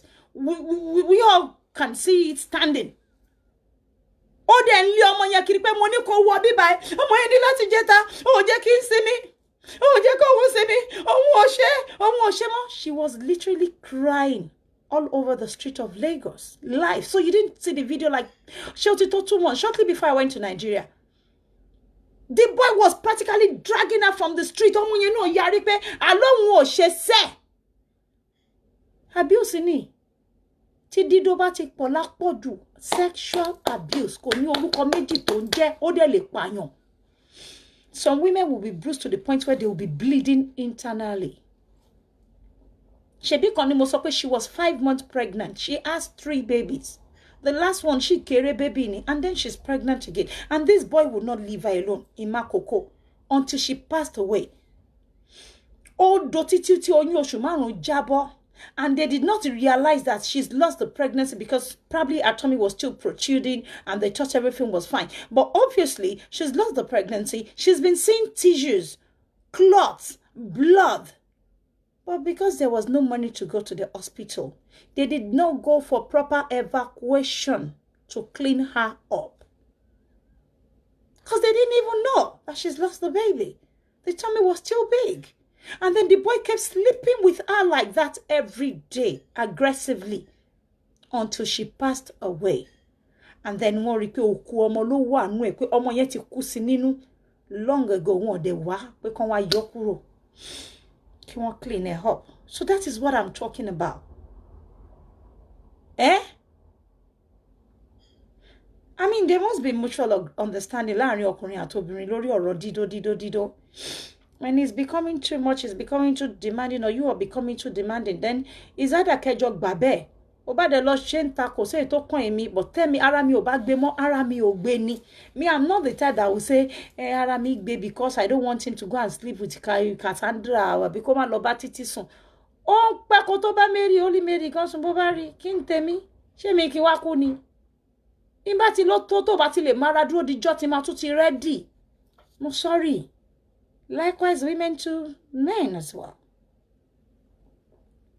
So we're not just talking about the bashing, the battering, the slamming, the kicks, the hit from the punch. So many other things in Paul. There's another one that we'll call emotional abuse, mental abuse, torture. It kills faster than those first two, Timosoyen, which is sexual abuse and domestic abuse. So we've looked at the causes. You can't control your tongue. I've got a very bad mouth. You all know I have a bad mouth. But you know, I'm always very careful when it comes to me abusing men. It's always the other way around with me because I have a very bad mouth. When he says 1 or when he says 5, he will get to his mother, his sister, his uncle, in fact, his whole family. So I'm always very careful in responding to men. Because when I look at men that talks, I just walk away for posterity's sake. I walk away most times. So I think all women should learn to put their hanger on their clip like that. You have to be able to nip the bud at the right time before it escalates to something else. Sherry Enuwayi Oguni. Enutari, you know, only cause ogun láàrin odidi ìlú kò bá gbogbo àgbáyé jẹ́. Ọ̀rọ̀ ẹnu náà ni most times. What do you think will cause all this world crisis? Ó lè jẹ́ leader kan ló máa sọ nǹkan tí ò dá sílẹ̀. Ó lè jẹ́ leader kan ló máa sọ nǹkan tí ò dá sílẹ̀. Ó lè jẹ́ bí press release. Enuwayi Agogonigo, it should be controlled. Likewise in relationship as well. You know, for instance, you're dating a guy and then all the time before you two get married, the only thing a woman can send across is abuses to his mom, to his aunties, to his sisters.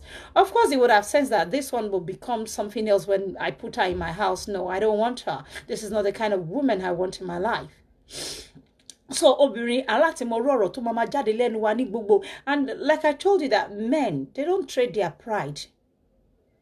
They don't trade their pride for anything. Their male ego, they are not ready to trade it for anything except for weak men. So you see, I don't fault them when I see them carry it on their head. It is their crown. I'm not ready to take it off them either. So when they go crazy, just leave them. They just want to be the men that they are. They just want to be the crown, the number one head, the superior over you. Just laugh it off and just go. I don't think you would like to be your husband's superior, no matter how better the job you're having is to his. I don't think you should at any point flex it or showcase it to the world to see, for them to feel reduced or ridiculed. And all this ni mo máa ń sọ fún àwọn obìnrin náà pé àwọn wa ẹni tó mọ̀ kó tó bá ṣe tó bá sẹ́rí ẹ̀ mọ́ gírí báyìí ó lọ́kú ni ó jẹ́ ya má bùnú lé jíjẹ́ àrọ́ra ṣe bí ẹni pé ò gbọ́ nǹkan tó sọ nígbà bá ní dáńbòrò ìyá ẹ̀ pàápàá ṣáwo kó sì mi ò rẹ́dí kẹ́nìbọ̀dì jẹ́rí mi mú gírí bí ṣe wà. Èmi fine girl èmi bí ṣe máa rí wọ 70 lèmi ṣe wà yìí Jésù ń gbọ́ ẹ padà wá wọ̀ ẹ sọ pé ó dẹ̀ máa ń sọ bẹ́ẹ̀ ìfà wọ 80 ẹ gbàgbé bó ṣe ṣe ẹ ṣe máa rójú mi náà tó máa ṣe báyìí kò lè rí kú o ẹ rí Oprah Winfrey ṣe rí nsìn tẹ́ pé ó sexy you know by that time èmi náà àbí kẹ́yìn ti àbẹ̀yẹn Oprah Winfrey tí yín lẹ́yìn wò yìí ẹ gbà bẹ́ẹ̀ African Oprah Winfrey yín ní Nigeria Oprah Winfrey òun náà lẹ́ ń wò yìí. So you see, if you want to preserve your face for those better days, if you want to rock your old age very well, you want to look very good on your daughter's wedding, don't let them bash it to decompose. Wọ́n bàjẹ́ dẹ́ pé yóò mọ jẹrà ẹ̀rẹ́ lómi báyìí mọ̀ bóyá ẹnu ẹ̀ bóyá ó wọ́ ni ó máa wá wò bí àwọn ẹ̀ṣọ́rẹ́ ẹnu àti wọ́ àwọn àti lọ ìbílẹ̀ náà ni ẹnu ní ẹ̀rẹ̀ wọ́ nǹkan ló ń sọ àwọn ẹ̀sìn lọ ẹnu ti wọ́ tó bá ń gẹ̀rẹ̀ ní south ẹ máa rí gbogbo àwọn ẹ̀nì lọ́nà east tàbí west nǹkan ti ṣe níbi bítì ní ìwọ̀nba náà ń ṣóbìnrin lẹ́nu pàkà kó sọ nǹkan mi kọkùnrin bá kí ló ń ṣe ẹ́ gan àwọn kìíní díẹ̀díẹ̀ yẹn ó ń wọ́yàn lẹ́nu ó lè dislocate ibi tọ́lọ́ fẹnu ẹ sí ẹbí bí ṣe lẹ́nu ẹ̀ láti ibi tọ́lọ́ ṣe ń jáde tí gbogbo ẹ̀ sì ń balance nígbà bá wọlúwẹ̀ lẹ́nu tó wà máa kan àwọn àfin lọ èmi ò fẹ́ o abuse ni I'm telling you so we can avoid it like seriously. When you see the warning signs tó ń sọ fún ẹ pé mẹ́ṣọ́ ló ti ń kọjá ìyá rẹ̀ àbí eléyìí tó rí yìí ó yẹ kó lè rí pé tílẹ̀ tó mọ́ á fún ẹ lọ́rùn. I hate it when men are beating women and then they go gagging their neck.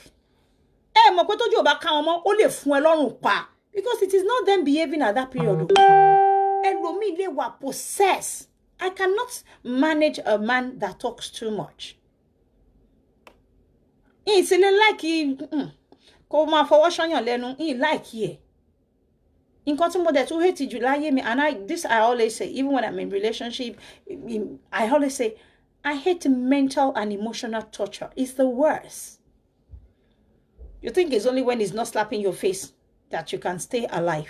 If you're not a strong woman, you cannot survive that one. Some women survive beating. But mental and emotional torture is the worst. Where a man abandons you in the house, you live together, he will not even say a word. He won't even come for you. He will stop sleeping in your room. He will stop eating your food. He will stop having sexual intercourse with you for no reason.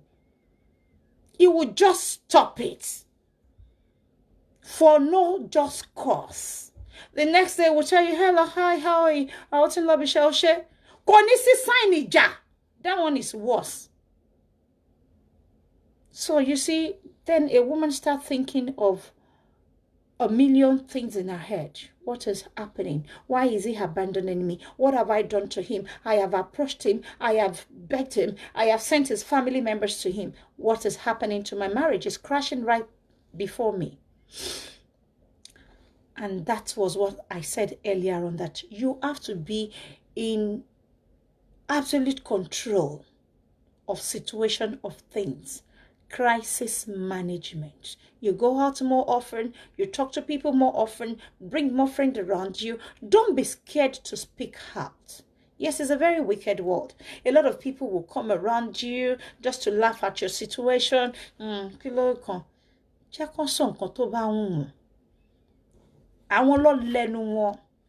see, ẹni tó sọ ìṣòro ẹ̀ jáde táyé fi ṣe yẹ̀yẹ́, ó sàn ju ẹni tó dákẹ́ tí ṣòro ẹ̀ pa sínú lọ nítorí káyé má bàa fi ṣe yẹ̀yẹ́. Ojoojúmọ́ ni patient yìí increase ní mental home. Àwọn mental health nurses náà lè sọ fún yín kẹ́ wo the age range of àwọn tí kinní yìí ń ṣẹ́wò tó ń gbé wá every now and then. Ẹlòmíì torí pọ́kùnrin ti pa sáyé ni. You have to free yourself. Be the woman that you are. Be strong, be fierce, be selfless. Be independent for you and for your children. Because that kills even faster. You know, it's okay if a woman, well, I wouldn't say it's okay. Well, if it's happened, it's happened that, oh no, pa. O fare ele ni bi se so, because mo ti sa àwọn kan tí yín ò ṣe gbọ́dọ̀ ẹ rọra bọ́kùnrin rọra so bá ti di pẹ́lẹ́kẹ́ èbú ni ó bá ti ń yẹ̀ṣẹ̀ bọ̀ tètè ya kẹ́rù ẹ̀ kó ya họ lọ lé yín. Wọ́n lọ sọ pé mi ni mo kọ́kọ́ bódà jọ ó pọ́nṣẹ́ lé ni. Elélé yìí ń sìn yín. Ó worse because wọ́n lọ́mọ mi kú sàn jọmọ mi rùn lọ. Ọlọ́run ò ní jẹ́ kí kankan wa kọ́mọ wa kú, àwa náà á ní kú. Kí láǹfààní ọkọ tó ti ń wò tẹ́ pé orí sign yẹn gbà tó bẹ̀rẹ̀ pé it might lead to mental illness. You saw the sign. Orí ẹ ò lè gbé mọ́. Walk away! You're thinking about your children. You don't want to go your separate ways. You don't want your marriage to ruin. So what would you have done? Stay in there. And then he abandons you for years. And you don't know what is happening. And you're still so young. You want to have sex. You want to be with another man. You want to be happy. You want attention. You want someone to, co-parent your children with you. And then it's absent all through. Meanwhile, you live under the same roof. That is very common with African men. Let me tell you, that's another thing. That is very common with African men. They are so very good at torturing mentally and emotionally. Bastards. I'm telling you. The one that will fake that, okay, won't borrow content, so I know what to do to her. I'm going to pack her up for years. And the argument tí ó yẹ kó jọ wà láàrin yín fún oṣù kan, àmọ̀mọ̀ kò ní bẹ́ẹ̀ sùn. Oṣù kan dóṣù mẹ́ta. Tó bá ti di pọ́kùnrin pa ẹ́ tí oṣù mẹ́ta kò dúró oṣù mẹ́fà. Tó bá ti wọ́dún kan ọmọdé kan fuck shit out of ìyálà ìyá ẹ̀ lójú ẹ̀. Kó dẹ̀ gbẹ́rù ẹ̀ man. I mean, kò lè tó yẹn. I'm telling you, kò lè tó yẹn. Ìṣe kò jẹ́ kó rí ẹ yí, kó yá wèrè. At times, it's not just the pleasure that you want to gain from the sex. It's just the intimacy, the bond that you actually want from your husband. And then he's so far away. And you keep harboring everything in this your small head. It may look big. But then, this, no matter how big it is, you would be surprised at how little of stress it could hold in there before it blows out. Depending on individuals, ability to manage situation or crisis. Orí èèyàn ayé ni. Bàbá lóhun òdúró tó bá ti pọ́dún kan, ọmọ jẹ́ kan dúró ń ta ń bò mí, má kiri kíní ẹ lọ. Má kó pọ̀. Ọkọ máa sọ pé X lágbájá ni ẹ ṣorí nǹkan tó ṣe fún ẹ ní X yẹn, ọmọ mi tó bá wọlé ó ṣe máa ṣe fóun náà. Gàrà ni má wo bẹ́ntì ẹ. Kò rọra bọ́ta kó lọ tọ́jú àwọn ọmọ ẹ because tó bá ti ń pẹ́ jù, obìnrin mi ò lè cope mọ́. Except that you can cope. Some women can cope. I once have someone that is very close to me that coped for years. For years. Even though, yes, they eventually separated. But then she was just living under the same roof. But while she was living under the same roof with him, any auntie, once you want to be 60, ó kàwé ní very good position ní Unilag nígbà yẹn gbogbo ẹ̀, but then nǹkan kan affect wọn pé a mọ̀ pé bí kan ti máa psycho díẹ̀ but wọn ò fẹ́ jẹ́ ká wá mọ̀. Just because she wanted to take care of her children. She went through this for so many years. But is it healthy for women? No. There are so many things happening now. You see, some men are so mad when they hear that a woman is owning or is in possession of a dildo. Because when you say no to her, she will definitely get something to give her pleasure. But with some women, it's not just about the pleasure. It's just that I want my husband close to me. I want to be in his hands. I want to be his best friends. I don't like the way he's treating me these days. What have I done to him? We can no longer co-parent our children. We cannot discuss situations of things or probably our joint account of ventures anymore. And that is killing. It's killing. We have too many things happening in the world that is affecting all of us. To now compound it with all these marital issues that eventually leads to domestic violence. domestic abuse. So when you sense domestic abuse, before it now escalates to the level of violence, whereby it batches your face, it batters you, it kicks you in the tummy, just ẹnugbà corona bẹ̀rẹ̀, do you know records of iye ọkùnrin tó pa obìnrin tani? It keeps increasing by the day. And you see, most of them, they are so stupid. The moment they kill them, they kill the wife, they kill themselves. Except for the wicked ones, me, escape but do we want to be victims? I would rather remain single for the rest of my life and take care of my children and get engaged to them when they grow up. At least my children will engage in my time.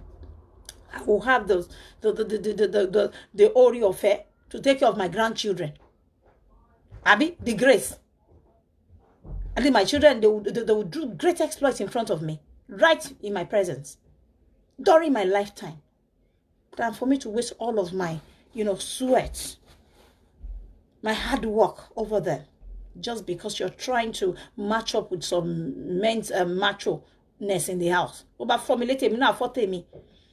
Don't try it, especially when you fought it here. Only hungry, television, crash, the way men are abusing women these days, it's just unbelievable. It's so unbelievable. So do not make yourself a victim. Quit at the right time. Say no to domestic violence and abuse. It is not healthy for us. Say no to mental torture from men and emotional torture. It's not healthy for us. And do not, I repeat, you women, do not torture your men emotionally too. Don't torture them mentally. Some men are rejected for some reason because they are no more okay, because they can no more provide for you. Hence, you deny them sex, morning, afternoon, night, the whole week, the whole month. And then you're getting yourself served somewhere. It's so very unfair on the men's part at the same time. So it's not all the time that we have women as victims. There are some men that are actually victims of domestic violence and sexual abuse from women as well. Sorry, Daddy Sam. Anyway, Daddy Sam ti mo wí. Ohun àti Ìyá Sam ti yára wọn ti pẹ́. Kí ló ṣe yára wọn fún? Ìyá Sam is overly demanding. She want Baba Sam láàárọ̀ lọ́sàn lálẹ́. Baba Sam kiri. Àwọn oníṣọ́ọ̀ṣì K&S ni. Pastor ni. Mo sorry limo Baba Sam limo. At the end of the day, Baba Sam ní tó ń bá wà nínú àwẹ̀. Ó mọ̀ fọwọ́ fa òun lóko ni lábẹ́ sùtánà káàkiri inú ilé. Tóun bá fẹ́ ṣiṣẹ́ fún àwọn tó wá ń ṣiṣẹ́ ní ṣọ́ọ̀ṣì, ó ní tóun bá yọjú báyìí, Ìyá Sáàmù afọwọ́fà lábẹ́ sùtánà. Kí ló dé? Èèyàn lè máa ṣiṣẹ́ fún ọmọ ọjọ́ àbí ibi tá ti ń jẹun náà rè. Mi ò lè gbàgbé ọ̀rọ̀ yẹn 2017. Ó ní nínú ó nígbà tó yá òun bẹ̀rẹ̀ sí ní sùn sínú ṣọ́ọ̀ṣì. Ó ní nínú ṣọ́ọ̀ṣì ibi pẹpẹ tí òye kan ti dóyàn, ibẹ̀ ni Ìyá Sáàmù ti máa dọ́gbọ́n wọṣọ sùtánà láì wọ pátá. Ó ní tóun bá jókòó láàárọ̀ ajókòó lé òun. Òun ò gbọ́dọ̀ jí pé Jésù gbàdúrà ó ló ti káṣọ òun sókè sùtánà látẹ̀yìn mú máa ń rẹ́rìn their own situation. Though they are back now. After some years, they are back now. But then, it was a very big battle. We had to sit the woman down. In fact, we had to send her off for counseling. Because she was overdoing Baba Sam. Àṣekúni. Ó ṣe Baba Sam débi pé ó kó egun bí ṣe sọ fún yín. There are some women that does it too. When Baba say òun náà ò ṣe, òun náà máa sọ di wàhálà ni. So abuse ni. Is either there's something wrong with you. You should go for counseling. You seek for help. When you're overly demanding with sex, it means there's something wrong somewhere. Like seriously, something is wrong somewhere. Someone once asked me, can I cope, love? I said, well, I can cope for a very long time without it. As long as I know there's a partner somewhere. If we have situation that is demanding me to just be on my own, to roju, to just, allow him be for that period, I will.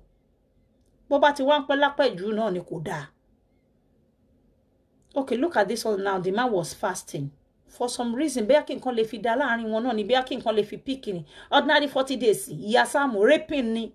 Bo worry pepe, koma for what cash or woolies okay, koma for wafa, ni ponron lani, ko was sutana wafa, bo wele wafa.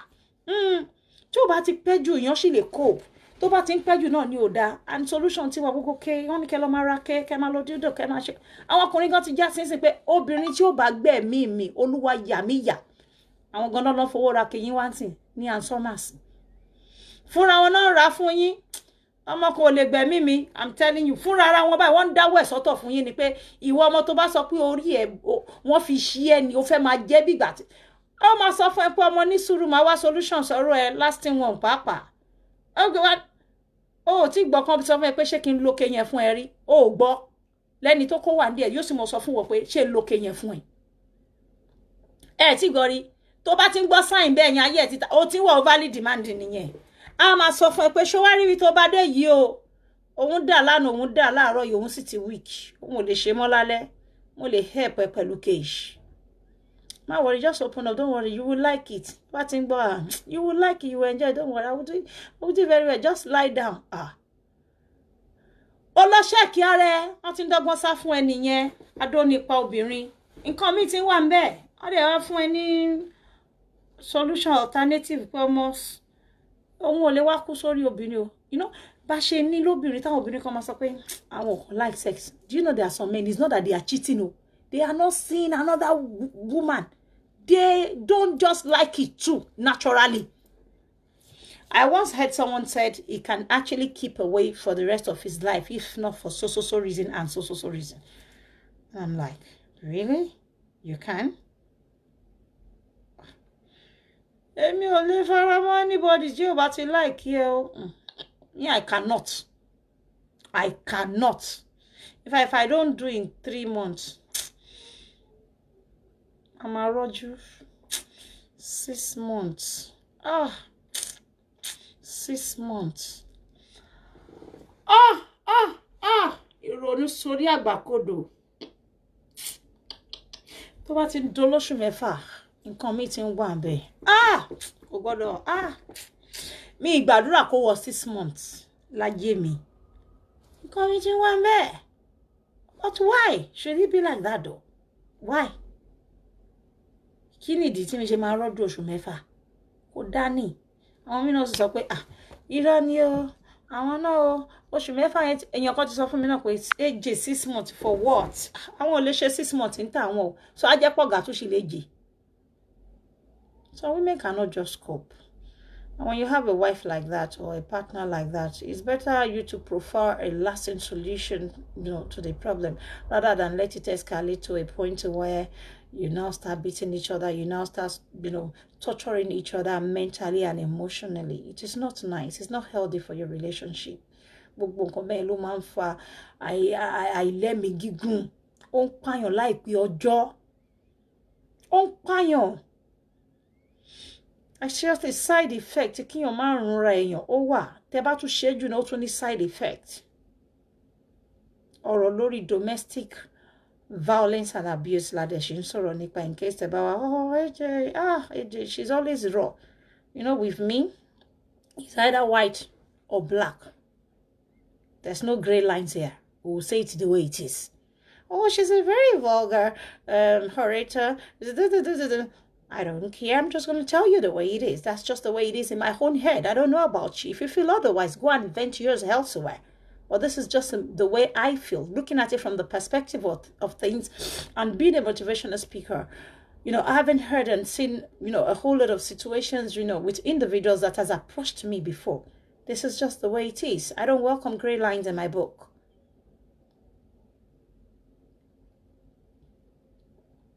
Show you. So tẹ́ bá ti ń rí gbogbo sign yìí pé there are so many contributing factors tó fi ń fa tí ọkùnrin fi ń ná obìnrin pa dójú ikú. Mo dẹ̀ ń tẹnumọ́ fún yín pé sex yìí ó wà nínú ẹ̀. Àìlówó lọ́wọ́ wà nínú ẹ̀. Obìnrin kò lẹ́kẹ̀ ebú kò lè sọ̀rọ̀ àsọjù àsọtán kó jẹ́ pé ìwọ ló máa bú ẹ̀gbọ́n ọkọ bú. You don't know men the way they cherish their mother. Some men they cannot stand you say kò ní dá fún ìyá ọ̀hún. And what? Ìyá tèmi tó fọjá àrán pọ́n mi ó lè ti torí ẹ̀kú ẹlẹ́ṣẹ̀ kó ṣe ẹlẹ́ṣẹ̀. So when there's nobody to help you tó bá ti búya ti tiẹ̀ make sure kó ti ṣílẹ̀kùn lẹ̀ tí ó bá máa búya ti ẹ̀ padà torí mi bó bá ṣílẹ̀kùnlẹ̀ kó yà fẹ́rẹ́gẹ yóò lù ọ̀pá síbẹ̀ yẹn despite the fact pé òun búyà títí ẹ̀. That's just how they are. So tó bá ti mọ̀ pé violent person ni, please be careful. You think because he say kò ní dáfá bẹ́ẹ̀ ní ìyá ẹ̀ wọ́n náà dó kò ní dá èmi inú wọn lè jọ gbọ́ bọ́ ṣe ra wọn míì ó máa target ẹ̀ ní àwa pọ́ǹṣẹ́ lẹ́nu ó lè fọ́ ẹ ní gò lórí tó jẹ́ pé òun ló dẹ̀ kọ́kọ́ sọ. Don't look at them in their ties o. Ẹ má fojú alákọ̀wé mú sọ fún yín pé ìṣọ̀lẹ̀ ẹlẹ́ran ló pọ̀ jù náà àwọn tó ń de tie yẹn. Ọkàn fine ni fine boy ni wọ́n bọ̀ ẹlẹ́ran gidi pọ́nbélé ni wọ́n kò sọ wọn lóàbí gidi lára wọn tó bá ti tú tie burúkú yẹn àwọn yẹn máa sọ pé it's our MD, it's our boss. It's a lie o. It can be so radical and rash when it comes to beating his wife or battling with her verbally. Ẹ máa rí tán bá exchange ọ̀rọ̀ bẹ́ẹ̀ máa pé ọ̀gá bí iṣẹ́ odidi ọ̀gá tẹ́ bá lè lẹ̀ mẹ́nu ọ̀nà ẹ máa gbọ́ tó máa sọ fún ìyàwó ẹ̀ pé ó lọ ṣì kò ní dá fún ìyá ẹ ọmọ ìyàwó èrè ní alákọ̀wé tí gbogbo èèyàn ń fojú gidi wò tán ṣe yẹ pẹ̀lẹ́ sà hello sir it's a lie o. They have different personalities living in them, multiple personalities.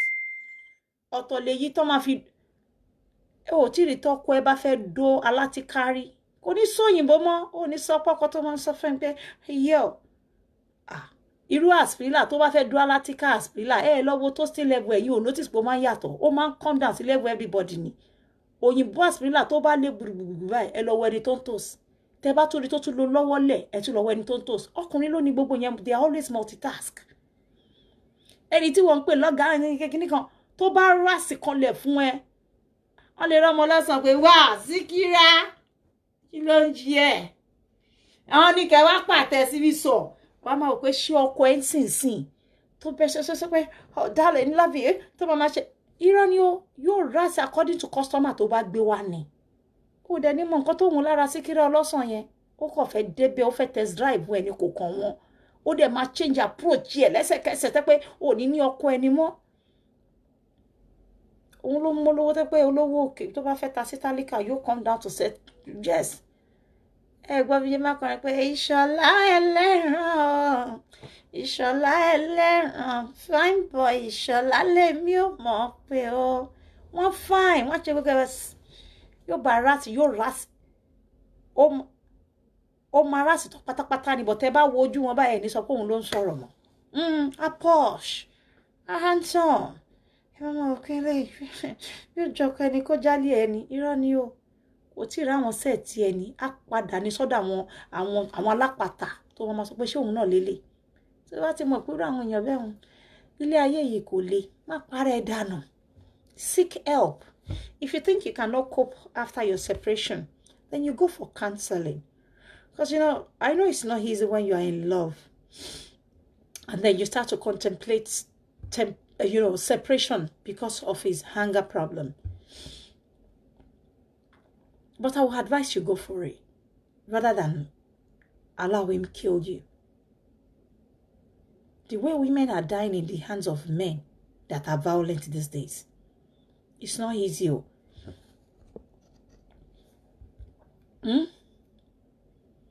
It's not easy. You would have seen all the handwriting, all the traits in him. And there are some to jẹ́ pé situation ló máa ń carve wọn sí ẹranko. It's not easy when a man lost his job. Whenever you notice go to lose his share, rọra mọ́ because yóò mọ̀ kanra léra àbí kíṣẹ́ yẹn kí pay yẹn máa wà forthcoming dáadáa mọ́ a máa kanra àbí bóyá mọ́tò ló lọ ní 14 kankan ṣẹlẹ̀. When things are not looking pretty anymore, when they are not coming together anymore, it will definitely take its toll on the couples. Ọkùnrin á kanra, obìnrin á kanra. Ẹ bá tẹ̀ ti rí pé àwọn nǹkan kan ọwọ́ burúkú kan ló ń gbé máa mélòó fún because nǹkan tí ò dá lé ni ó sì lè dá lọ́la. But tó bá ti rí pé ó ti wá di women bitter tó yẹ pé tó sọ̀rọ̀ kan ipa bàbá ńlá dangerous sign lórí yẹn. That's a warning sign for you to take to your heels. Run for your dear life. Seek for help. Let me tell you another one that I heard about. This lady here, She lives in Scotland, but then she didn't die. To God be the glory. They are redeemed members. She said, each time tí ọkọ òun pé tó bá ń bínú pé bóyá ọ̀rọ̀ díẹ̀ ló ń kọ́ sọ pé, my darling, ṣebí mo ti bá yín gbé sí microwave, ẹ̀ẹ́dẹ̀ gbé oúnjẹ yẹn jáde, mo ń fọ́mọ lọ́yàn. Just oúnjẹ tí yàwó gbé sí microwave, just for him to go and get it out, eat. And let the woman continue to attend to the baby. The man will, she said, the way he will approach her and say, kí ló gbóúnjẹ mi? He will look so aggressive, so possessive. Are you mad? Are you? He said, the woman, she said, he never touched her. But then, he has actually done this more than 5 times. Like, he will be panting, he will feel like gagging her neck and killing her on the spot. But he never touched her. But thank God she spoke out. When she spoke out, we all told her, the day to my pa, oh, ni momo, that the thing is pushing him. That is what we call warning sign.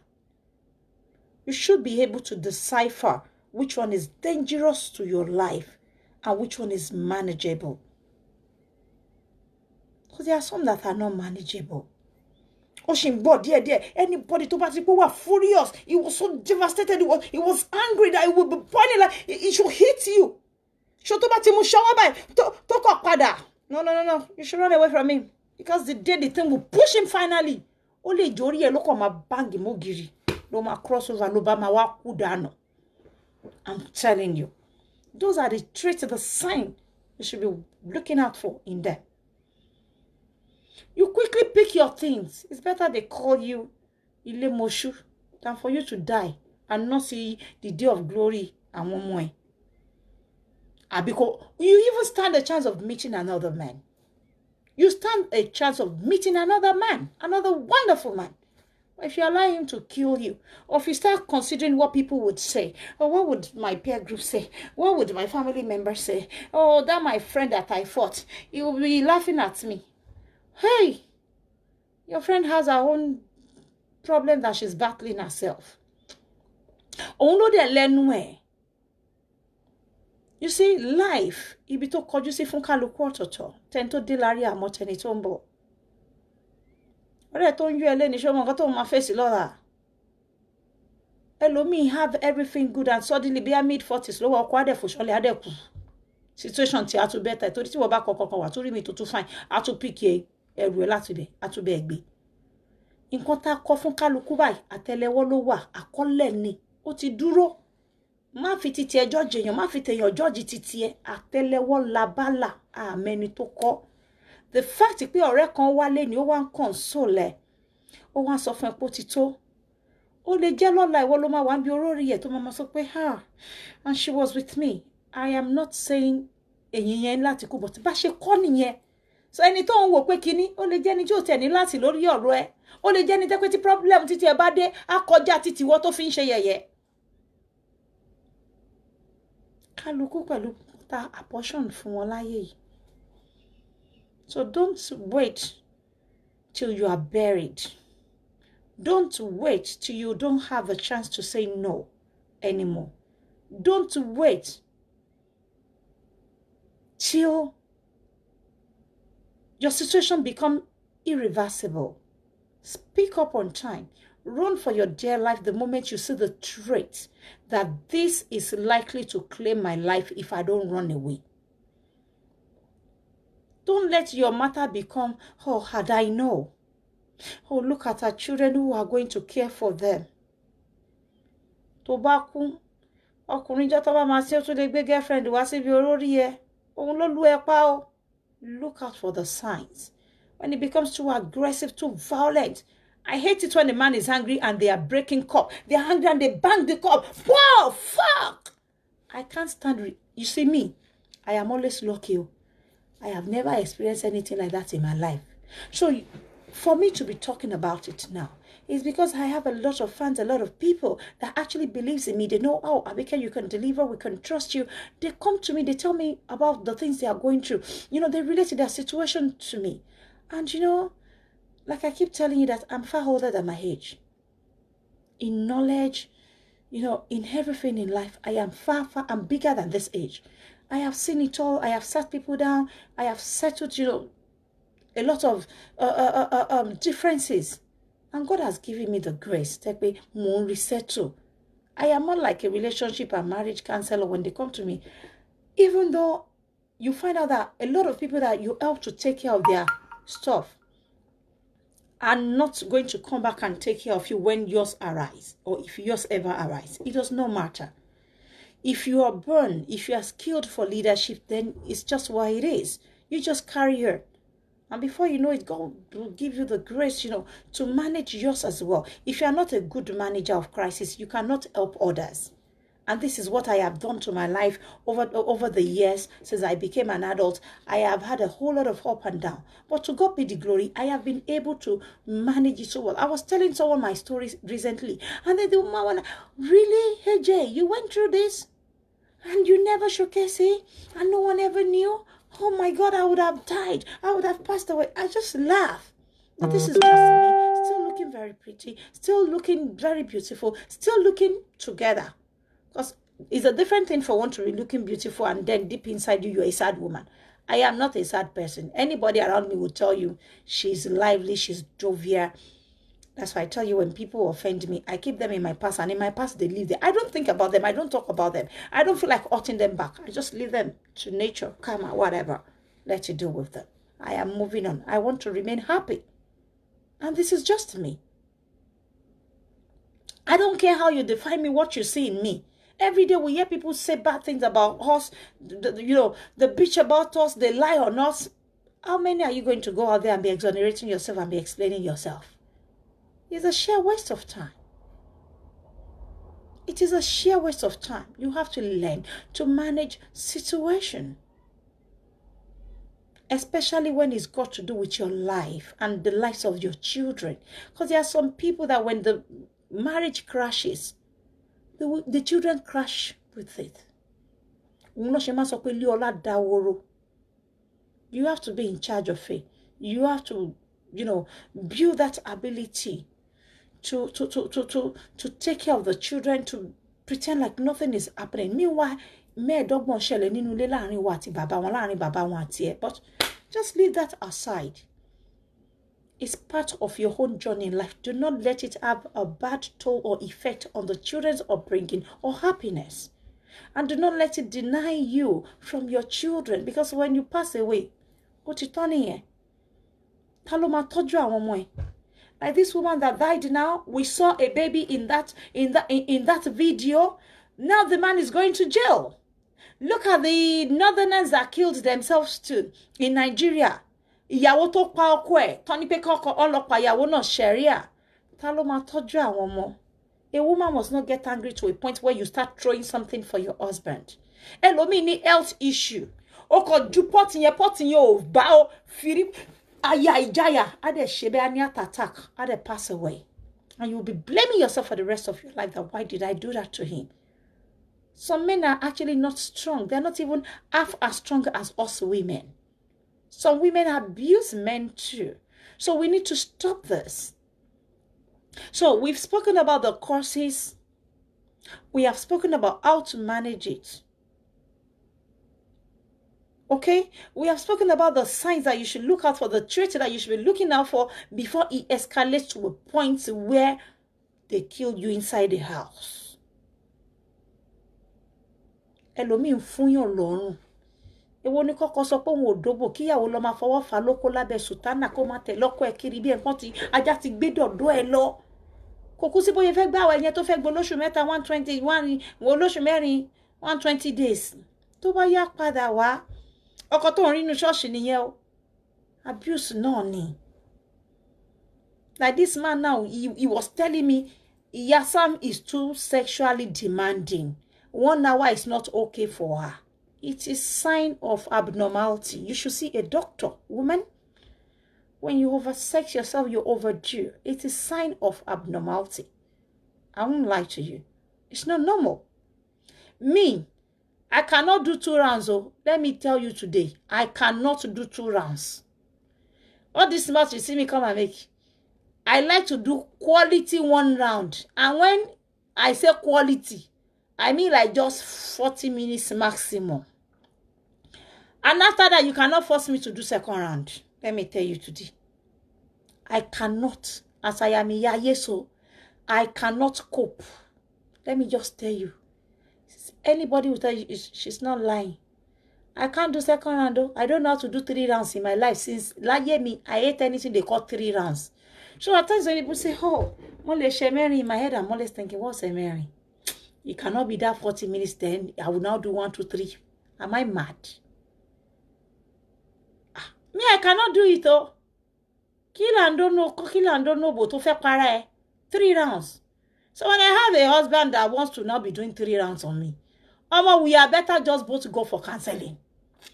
Because the maximum I will allow you, and it's not just 40 minutes of straight going inside me and trusting. No, foreplay must take like his own 20 minutes. So, and your banging thing, when it's more than 30 minutes, I am fed up. This is me. Because you used to preach about Idolobo. I would have told myself to Bobo Factory for you to come and be spending 4 hours. Am I mad? And you know, even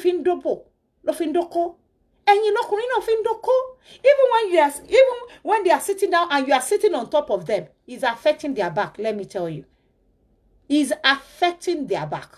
And likewise, you women, when a man is used to cornering you for missionary, it's affecting your back. I'm telling you today. Wọ́n ti ready kó máa fọwọ́ guard ẹ̀yin nínú kitchen tó bá fẹ́ lọ gbé cup of tea. Ẹ̀yin á máa sọ wá máa stand to the wall. Ìrúnkúrún ni. And it's not good, it's not healthy. Like seriously, why?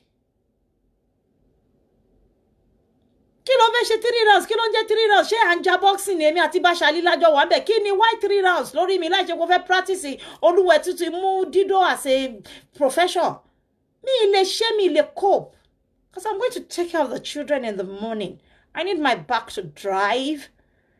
I need my back to do my yoga. I'm going to go shopping for the children with my back. I don't want my spinal cord wreck with fuck. No, sorry. That's me for you. Me motobati anything above 40 minutes. Me le cope ko dùn mọ́ mi mọ́ mo tin sunkún sínú. Tó bá ti kọ́ mi ń ṣe 1 hour kí ló ń fa 1 hour pé ṣó fẹ́ para ẹni lẹ́yìn ọmọ mélòó ó máa tọ́jú ọmọ ó máa gbọ́mọ lọ school bẹ́ẹ̀ ṣe máa ń sẹ̀ mí disable nìyẹn at 45 àbí 50 ọwọ́ ẹ̀yìn yẹn máa ra ṣe kíríbítí lọ́wọ́ lower back á dàbẹ̀ pé ẹ ti sẹ̀ mí sókè irú wọn lẹ máa rìn tẹ́ pé tó bá rìn á dà pé ìdí wọn dàbí nappy kódà kan ní ìdí gan náà ibi ẹ̀yìn lower back ni mo sọ ti yẹ yín waist báyìí ó máa dàbí ìgbà tí ó ń sábà ó ti yẹ yín waist ń sábà ìdí àwa akako báyìí semi disabled oko ti pọ̀jù wàá rìn láàrin tí láì ṣe polówó ẹ̀ ń ṣánṣẹ́ ìmí ẹsẹ̀ ló ń wọ́ sí kò ṣe pé tó rò bímọ jù máa ṣánṣẹ́ rìn máa ṣánṣẹ́ rìn kí ló dé nobody me I cannot cope. I don't know about you, but me maybe when next we are talking about sex we'll talk about this, or we'll talk about intimacy, how to cope. Because some women now wants to talk, oh, AJ, what if he's so demanding? In contact, if he's too demanding, or violent and aggressive, see a year. If you are too demanding, it's dangerous for him as well. What are you talking? Emma Muelomi Obirin, O Marek, your quetis, Equatoba de Bishenjo, Kejoma Saki, any. Arun Paniti Baba Cassandra, Mama. Ah, Daddy. Ẹmọkùnrin ẹrun to stupor confusion awọlé awa darin di sínú ilé.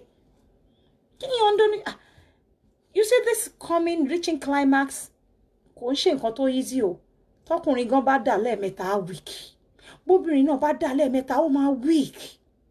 Ohun lè ṣe máa rí pé most times tá bá ti jọ reach climax everybody just want to sleep. Tẹ́ bá rí ẹni tó reach climax tó lóun fẹ́ lọ bí iṣẹ́ ẹ lọ study wọn ó máa rìn dì ní throughout bí iṣẹ́. Oh my, inactive ni.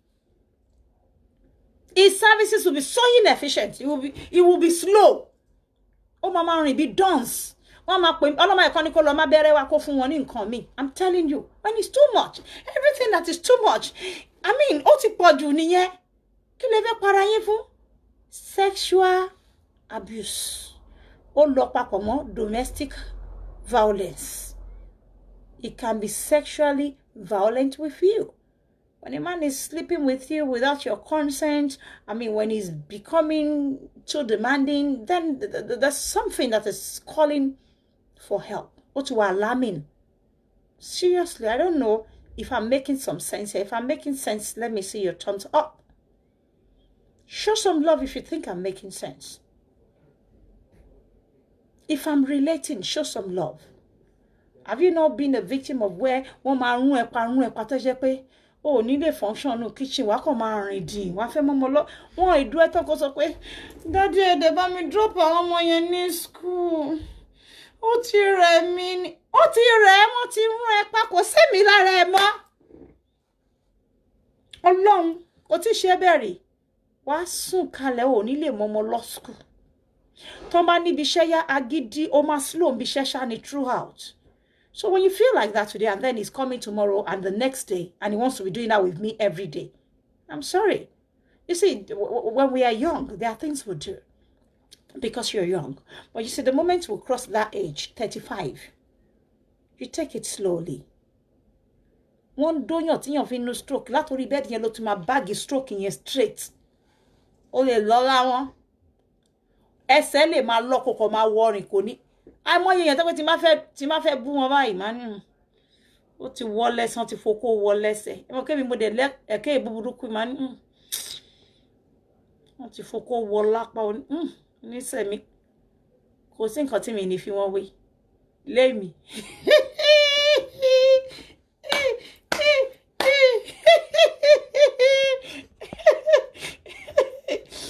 Ọlọ́run ò ní jẹ́ káwọn tọkùnrin ṣe bẹ́ẹ̀ kó sí mi lọ́wọ́ abúfẹ́ kù ni. Ẹ máa lọ jẹ́ kán lọ foko yín lórí. I'm telling you.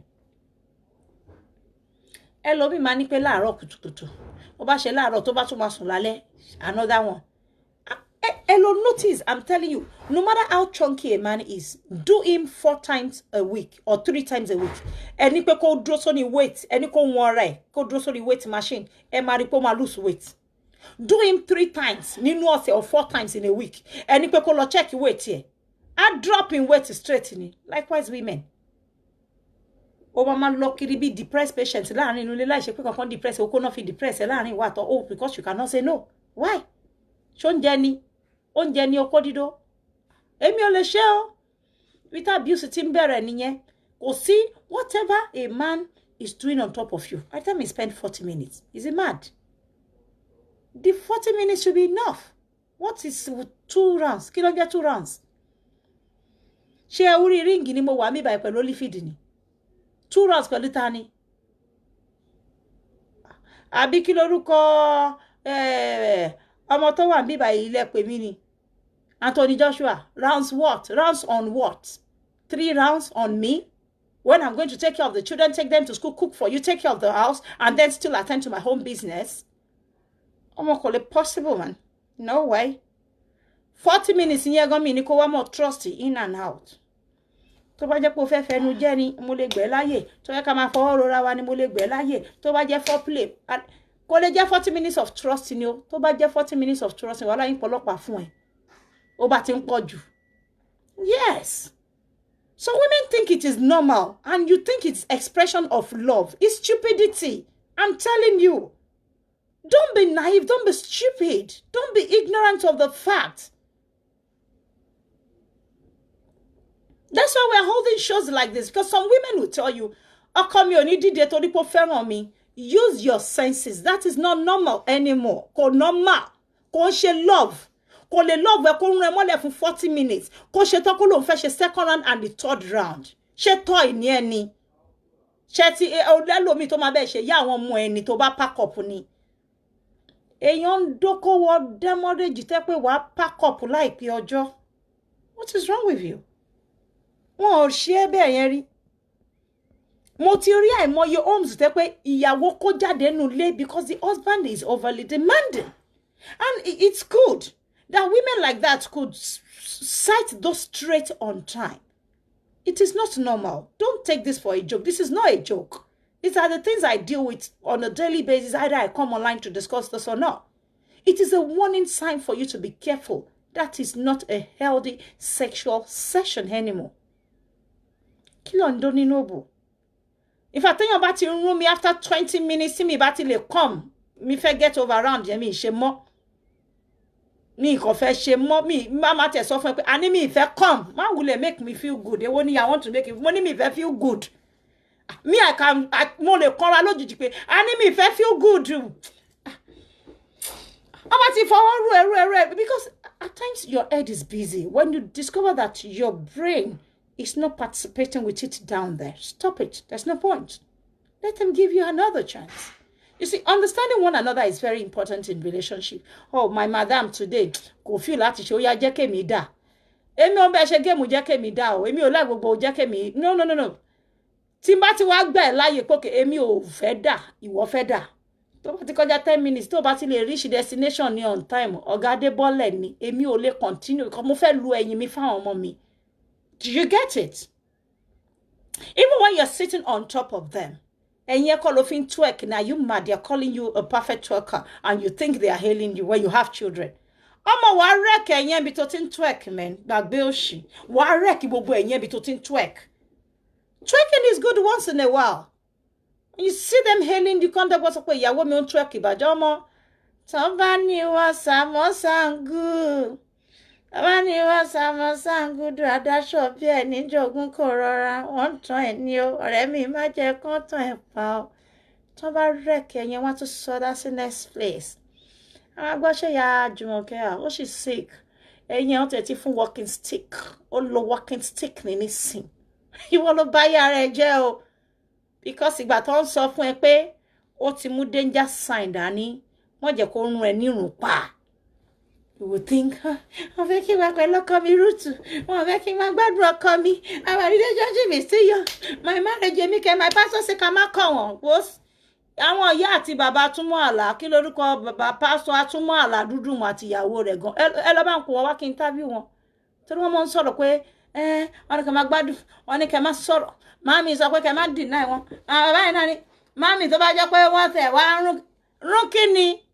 Bó bá kọ̀ lápọ̀jù ó máa ṣe ra eléṣe ni. Kí ló ń jẹ́ gbogbo ọmọ tó bá tẹ̀tí rí pé ọkùnrin tó fẹ́ máa wà animalistic tó kàn fẹ́ máa wà beastly má sọ fún pé ọmọ èmi kọ̀rọ̀ kẹ́mi wá kúkú oko. I will tell them to continue with another girl. Because there's a limit for gbogbo nǹkan láyé yìí. How can you be on top of me for 1 hour 30 minutes mi ìyàwó lé láì ṣe pé mo jẹ́ side kìíní ẹ̀? Ó ń lógun ni, ó bá dẹ̀ ń lógun wojú náà. Ìyá Anji ni márùn mi pa ìyàwó lé ní sáìṣìkì gan tó bá fi rẹ́lẹ̀ síbẹ̀ wo ó ń bọ̀ wá tẹ̀lé lẹ́yìn ẹ̀ lọ́la. Twerking wá ní wọ́n hèlì ẹ̀ lójú ara ẹ̀ wá rò bóyá òun outshine ìyàwó lé ní side chick. You will come back to me, I do him very well. Story tó bá máa bẹ̀rẹ̀ sí ní take toll on YouTube. Wọ́n náà bá délé ọkọ ẹ̀ níwọ̀n náà máa mọ̀ wá sáré rẹ́ẹ̀kì wá nítorí ó ti mọ́kọlọ́kọ twerking ti bá tiẹ̀ jẹ́ wá ń tèmi. Èmi ò lè twerk o, in good be twerking rárá bí n ṣe wà yìí. Ẹni twerking mi máa ń gbé mi sókè, wí twerking bá ti kọjá 15 minutes, in the twerking mo wà very poor in twerking. Yes. Because whatever obìnrin wà lórí ẹ̀ 20 minutes kí ló ṣe tó dà tó máa jù mí sókè ẹ̀yìn tí máa ti fi gbóyún, tí máa fi pọn ọmọ, tí máa fi tọ́jú ọmọ, tí máa fi lọ sọ́jà, tí ṣe máa fi ṣe ìyàwó ẹ̀ lórí bẹ́ẹ̀. Kí ló tó fẹ́ rẹ̀ kí ẹ lẹ́ẹ̀kan láàrin ọdún kan tó ní kí n máa twerk èmi jẹ́ pole dancer ni. Gbogbo ẹ̀ tó bá ti pọ̀ lákọ̀jù sexual abuse. And you think because he's hailing you, they say, oh, she's so very good sexually. Ìyàwó mi ń ṣe bẹ́bẹ́, ìyàwó mi ń ṣe ṣége. Mama má jẹ́ kán tàn ẹ́ ká o. Oh, share anything. There are warning signs that you should look out for with your age. Mama, pardon me. Honey, kíní kan sùn gbalaja ti sùn mi o. Ní káàbọ̀dí màá lókù. Ẹ má jẹ́ sọ yẹn síta. Wá dìde ni tó bá jẹ́ ká sushi ṣe lélẹ̀ jẹ́ ká kúkú sushi má fẹ̀yìn mi lélẹ̀ for too long. Ara mi ò gbà mọ́ mo ti ń dàgbà.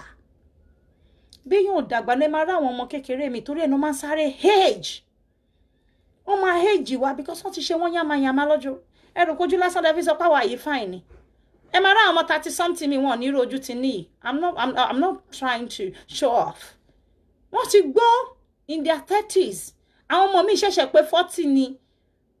Stress kò dẹ́ ṣe pé bóyá wọ́n ń ṣe ìranù bọ́ wọn ò lè sọ no fún ọkọ tó wà overly demand nínú ilé kọ́ ló sọ pé àmì ìfẹ́ tọkọ mi síta gbogbo nǹkan kọ́ ni mi ò fẹ́ tọkọ ọkọ ẹ̀ wá train ẹ̀ you see at some point ẹ̀yin méjèèjì láti lè máa jọ reach agreement pé dáàdì kìíní ó rẹ̀ mí kó dẹ̀ gbọ́ sí ẹ lẹ́nu pé ìyàwó mi ó rẹ̀ nìyẹn let me leave her ìjọta rẹ̀ bá gbé kò bá dé wá hùn kó sọ di case of infidelity kó máa ṣe yánmayànmá káàkiri ó ní nítorí pé ọjọ́ tí mo sọ pé ó rẹ̀ mí yẹn kó sí gbogbo nǹkan ìwọ̀n tí ìwọ̀n sí ni wọn ní kó ṣe rẹ̀ léṣe wọn ní kó para ẹ̀ àwọn over 40 rè á sì sẹ́sì burúkú àwọn ọmọ mi ti lọ ra wọn pa bí pé wọn lè sọ no wọn lè rí wájú ọrùn ẹ pa sexual abuse domestic violence ló jẹ́ domestic abuse ni ó bá ti pọ̀ jù mental torture tún ní pàápàá because you know at the end of the day ọkùnrin tó torí títẹ̀ tó fẹ́ twerk pa ó ń ju ẹ̀ sókè ó dẹ̀ ní kókó nulẹ̀ ọmọ 7 months ó máa pọ́n you've not seen accident scenes before women whereby you just bend down. I have seen so many stroke patients ẹ pé wọn ò ṣubú wọn ò lọ lẹ́sẹ̀ nǹkan kan ò ṣe mí ẹlòmíì kò fẹ́ bẹ̀rẹ̀ mú nǹkan á dẹ̀ gbọ́ kẹ́rẹ́ lẹ́yìn ẹ̀ and that is the end of it. They remain on the wheelchair for the rest of their lives. Ask people tẹ́ bá dé casualty unit ẹ máa rá ọmọ jàmú mi tẹ́ pé wọ́n do shit á kọ́ bẹ̀rẹ̀ ni wàá gbọ́ kẹ́rẹ́ bí eré wàá kọ́ ṣe báyìí ìgbà kó gbogbo ọjọ́ ayé ò ti fi twerk wọ́n máa ju ẹ̀ sókè ju ẹ̀ ní jùkújù ṣọkùnrin rán ẹni ọkùnrin ò rán ẹ mẹ́n ó ń dùn mọ́ òun ìwọ ni kò sọ̀rọ̀ tí ò bá dùn mọ́ ẹ àbí táre ò bá gbé tó o ní pain ẹlòmí wọ́n máa hang ẹsẹ̀ ó dẹ̀ mọ̀ pé bọ́n ṣe hang ẹsẹ̀ yẹn kò wá convenient ó sì ń fìlì bí awórókó bí cramps abuse ni pé kó máa feel pain gidi during sex kó máa sunkún sínú kó má lè stop ọkùnrin yẹn èèyàn ká mi níka ó sì máa yọ ẹsẹ̀ mi kúrò nù kíká yẹn má sì straighten ẹ̀ síbi tó bá wù mí tó bá ti lè kópù pẹ̀lú bí ṣe ná yẹn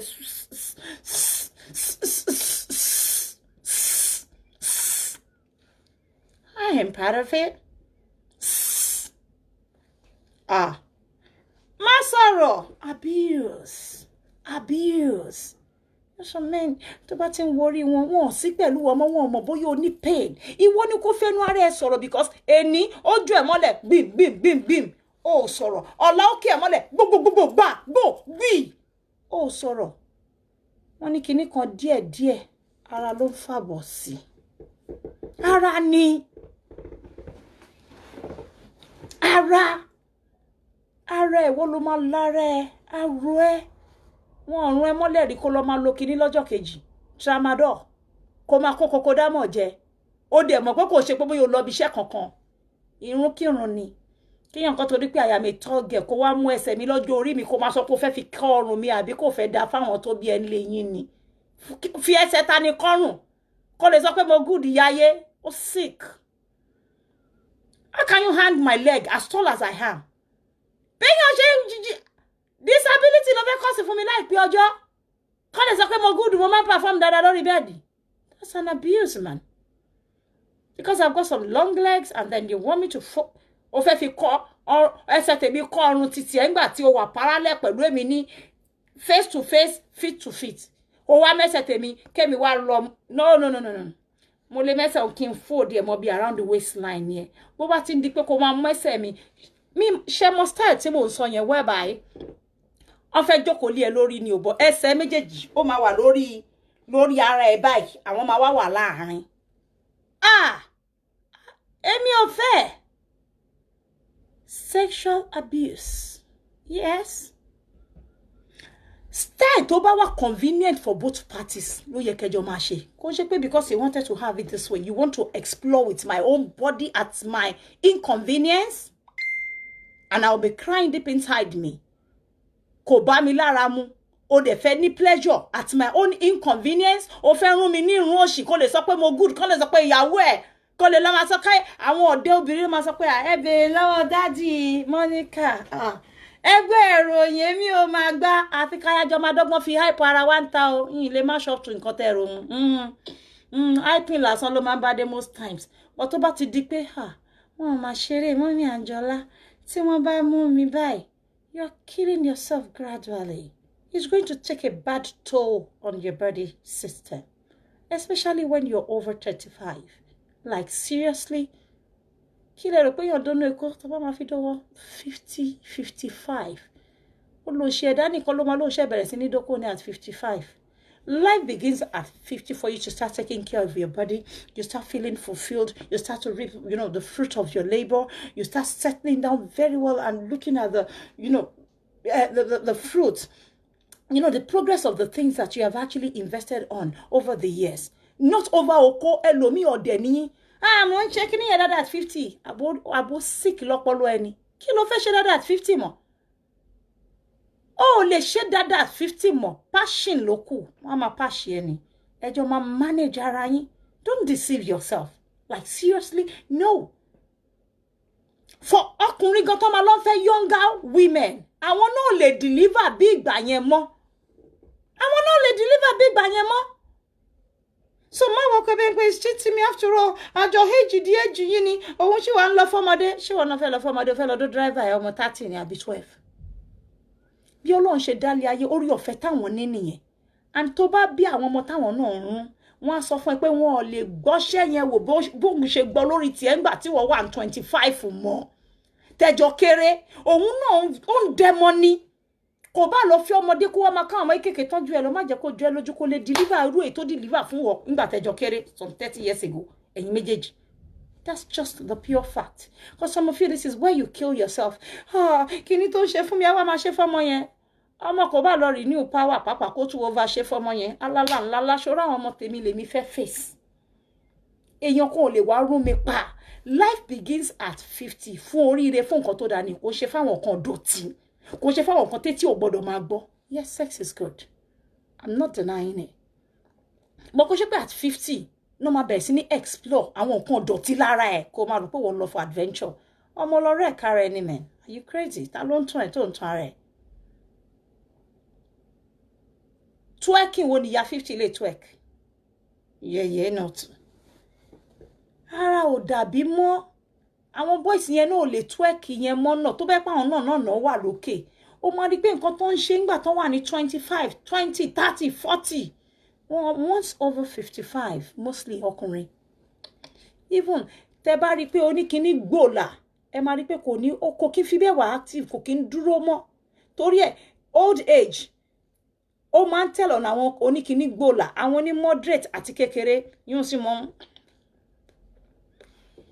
So, ìwọ̀n sì ní. Like, seriously, ìwọ̀n sì. Má parẹ́ because you think, mi fẹ́ kó lọ ṣe lára ẹlòmíì. Sexual abuse.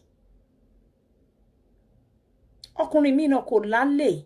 Wọn kò enjoy kíní yẹn mọ́ nínú orí wọn, probably because they are going through some things and they just want to be touched. Wọn kò fẹ́ deliver. Tí níbi tó máa wà nílé pẹ̀lú ọkùnrin tó dẹ̀ máa fi ọwọ́ jack off. Kò dẹ̀ ṣe pé kò like ẹ̀.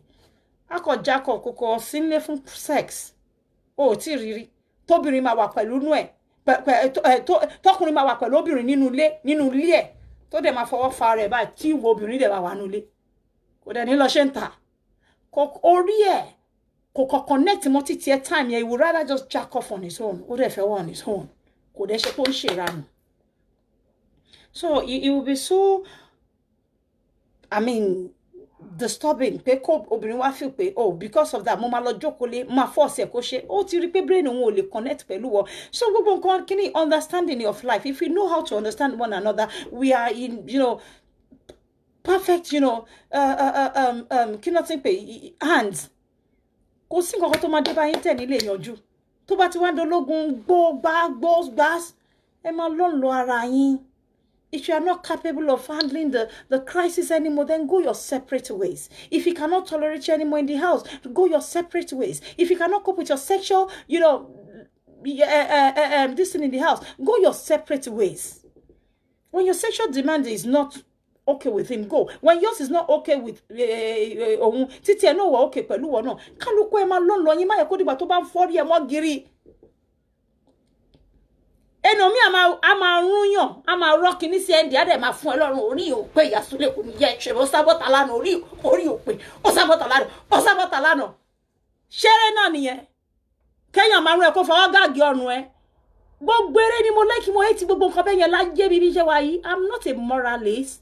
I can be a very naughty girl, don't get me wrong. But there are some things I cannot tolerate in relationship. On the bed. I mean, what's you gagging my neck? You are doing me, you are gagging my neck. Are you mad?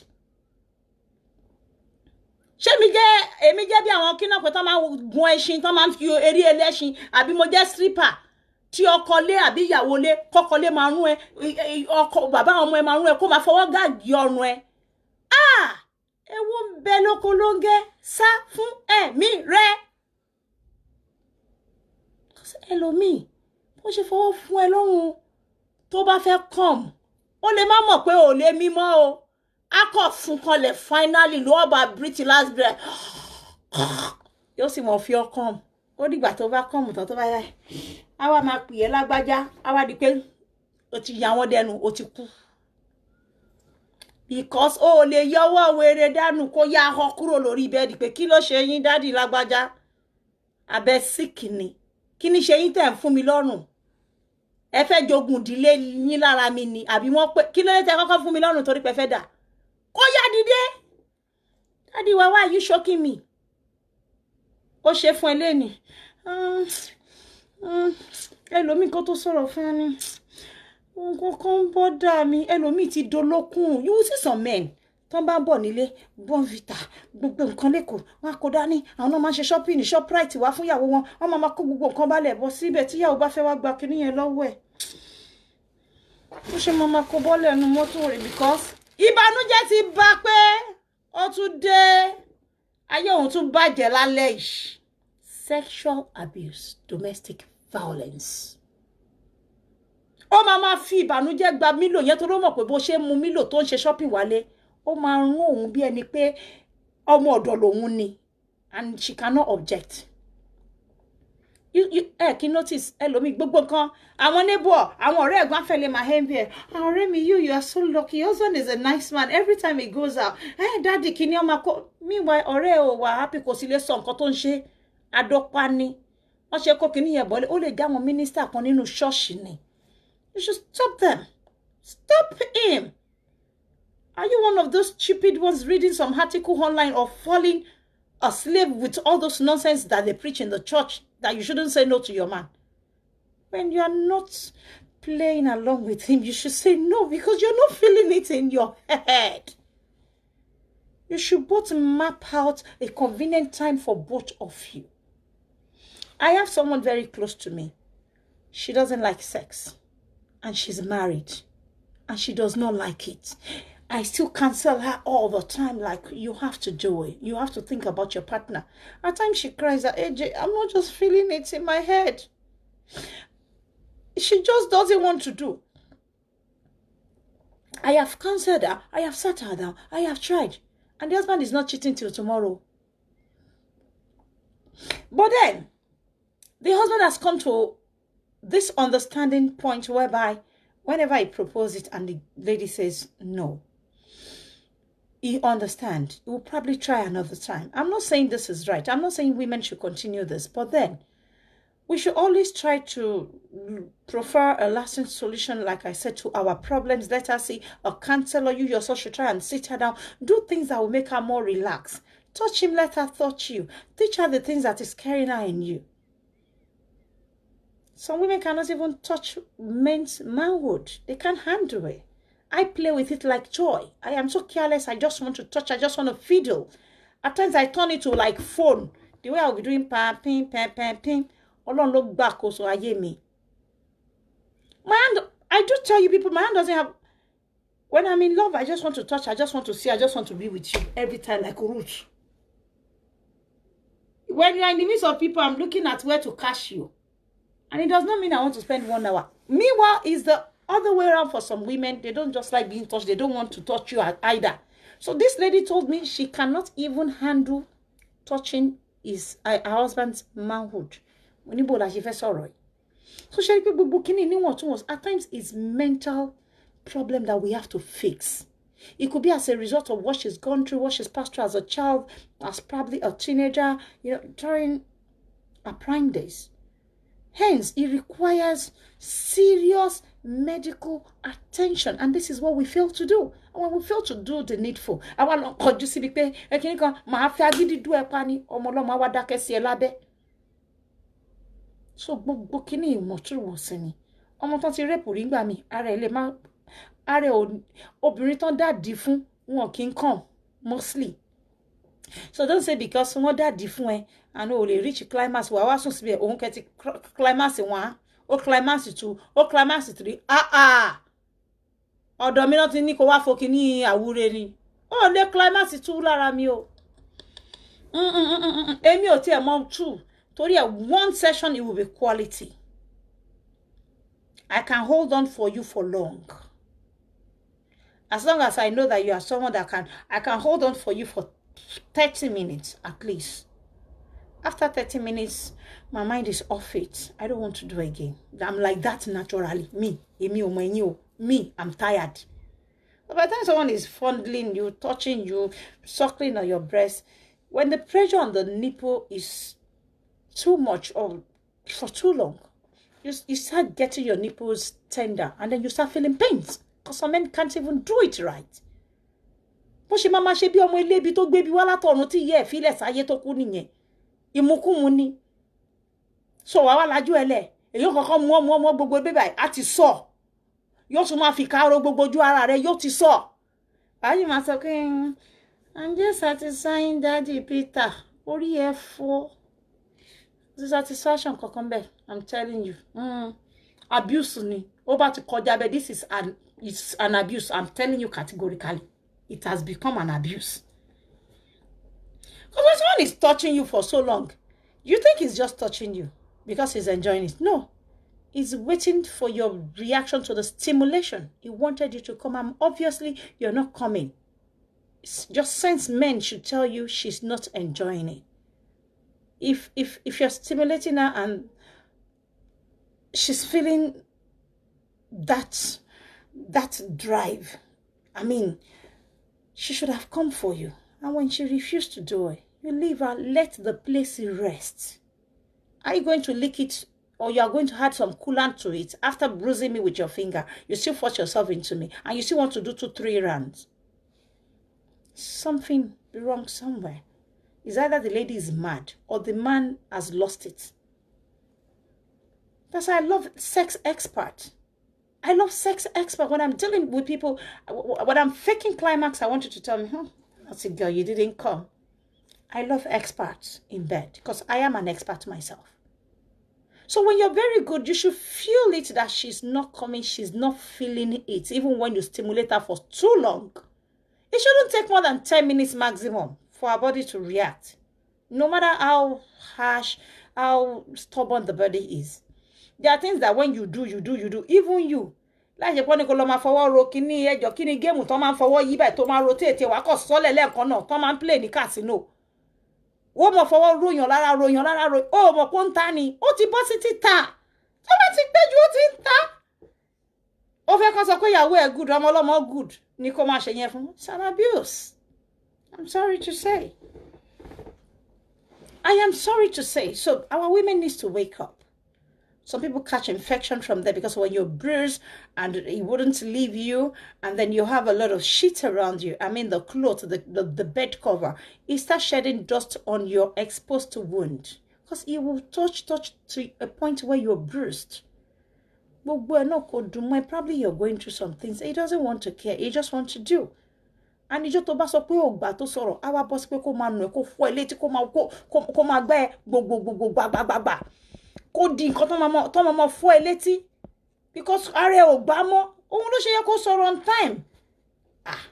Extended fingering burúkú tó bá ti wà extensive tó sì rí pàrẹ ò gbé mọ́ ó ti tó finger ó tó bẹ́ẹ̀ olúwa mi ẹ ṣe ó ti dá tó. I'm not feeling it. Like, seriously, it hasn't happened to you before. It's abuse. And the man is around you. What's in 4 coin? Oh, they're feeling kokomo. Oh, they're lonely sorrow. Chauffeur pare and you they craze. When it stimulates you for so long and you're not getting there, something is wrong. Or you're dry. It should leave you alone. Sexual abuse. When you're quiet, you're not enjoying it, you're feeling pains, you're sexually abusing yourself too. Because it takes two to tango.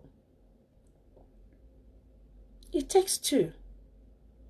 Just like ocarina, at times you hold them in your hands and they are so hard, so hot 1 minute. And then the next minute, they will drop down from your hands. And then you start making an attempt to make them get up again. They never pick up. Why? Within that twinkle of an eye, something has just touched their brain. They have probably thought of one business they won't lose. One can see around them all, and they never come up again. They are just out of that game that moment. You let him be. Not that you now start disturbing yourself. You put him in your mouth. You do this, you do that. You are abusing him too. Already trip out feel it. Give it another time. I'm sorry to say, what's that silly boy Aspila? It's just a very silly husband. I don't know what to do with that boy. He's always coming out here to flirt with me. It's a flirt. You see, so I don't know if I am if you can relate with me. Can you relate with me? Has it happened to you? You know, we are full-grown women. We can discuss just anything and everything here. I am never scared, ashamed, or, well, I don't want to know what you think about me. This is just me. Like I said, no gray lines here. It's either white or black. Let's say the way it is. We're trying to check out the causes of domestic violence, how to manage it.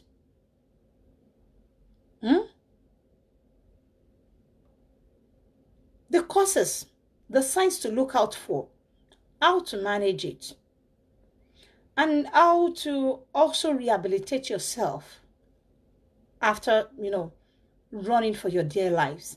Because there are some of you that the moment you're out, some people cannot cope anymore. They can't cope living separately from that baby, from their baby father. They can't cope living separately from that, you know, that abuse relationship. But they want to remain under his roof. They just want to remain there. The woman knows that what is happening to her is not right, but because she cannot face the shame that she's likely to face from her peer group, her family members, her friends, whatever. So,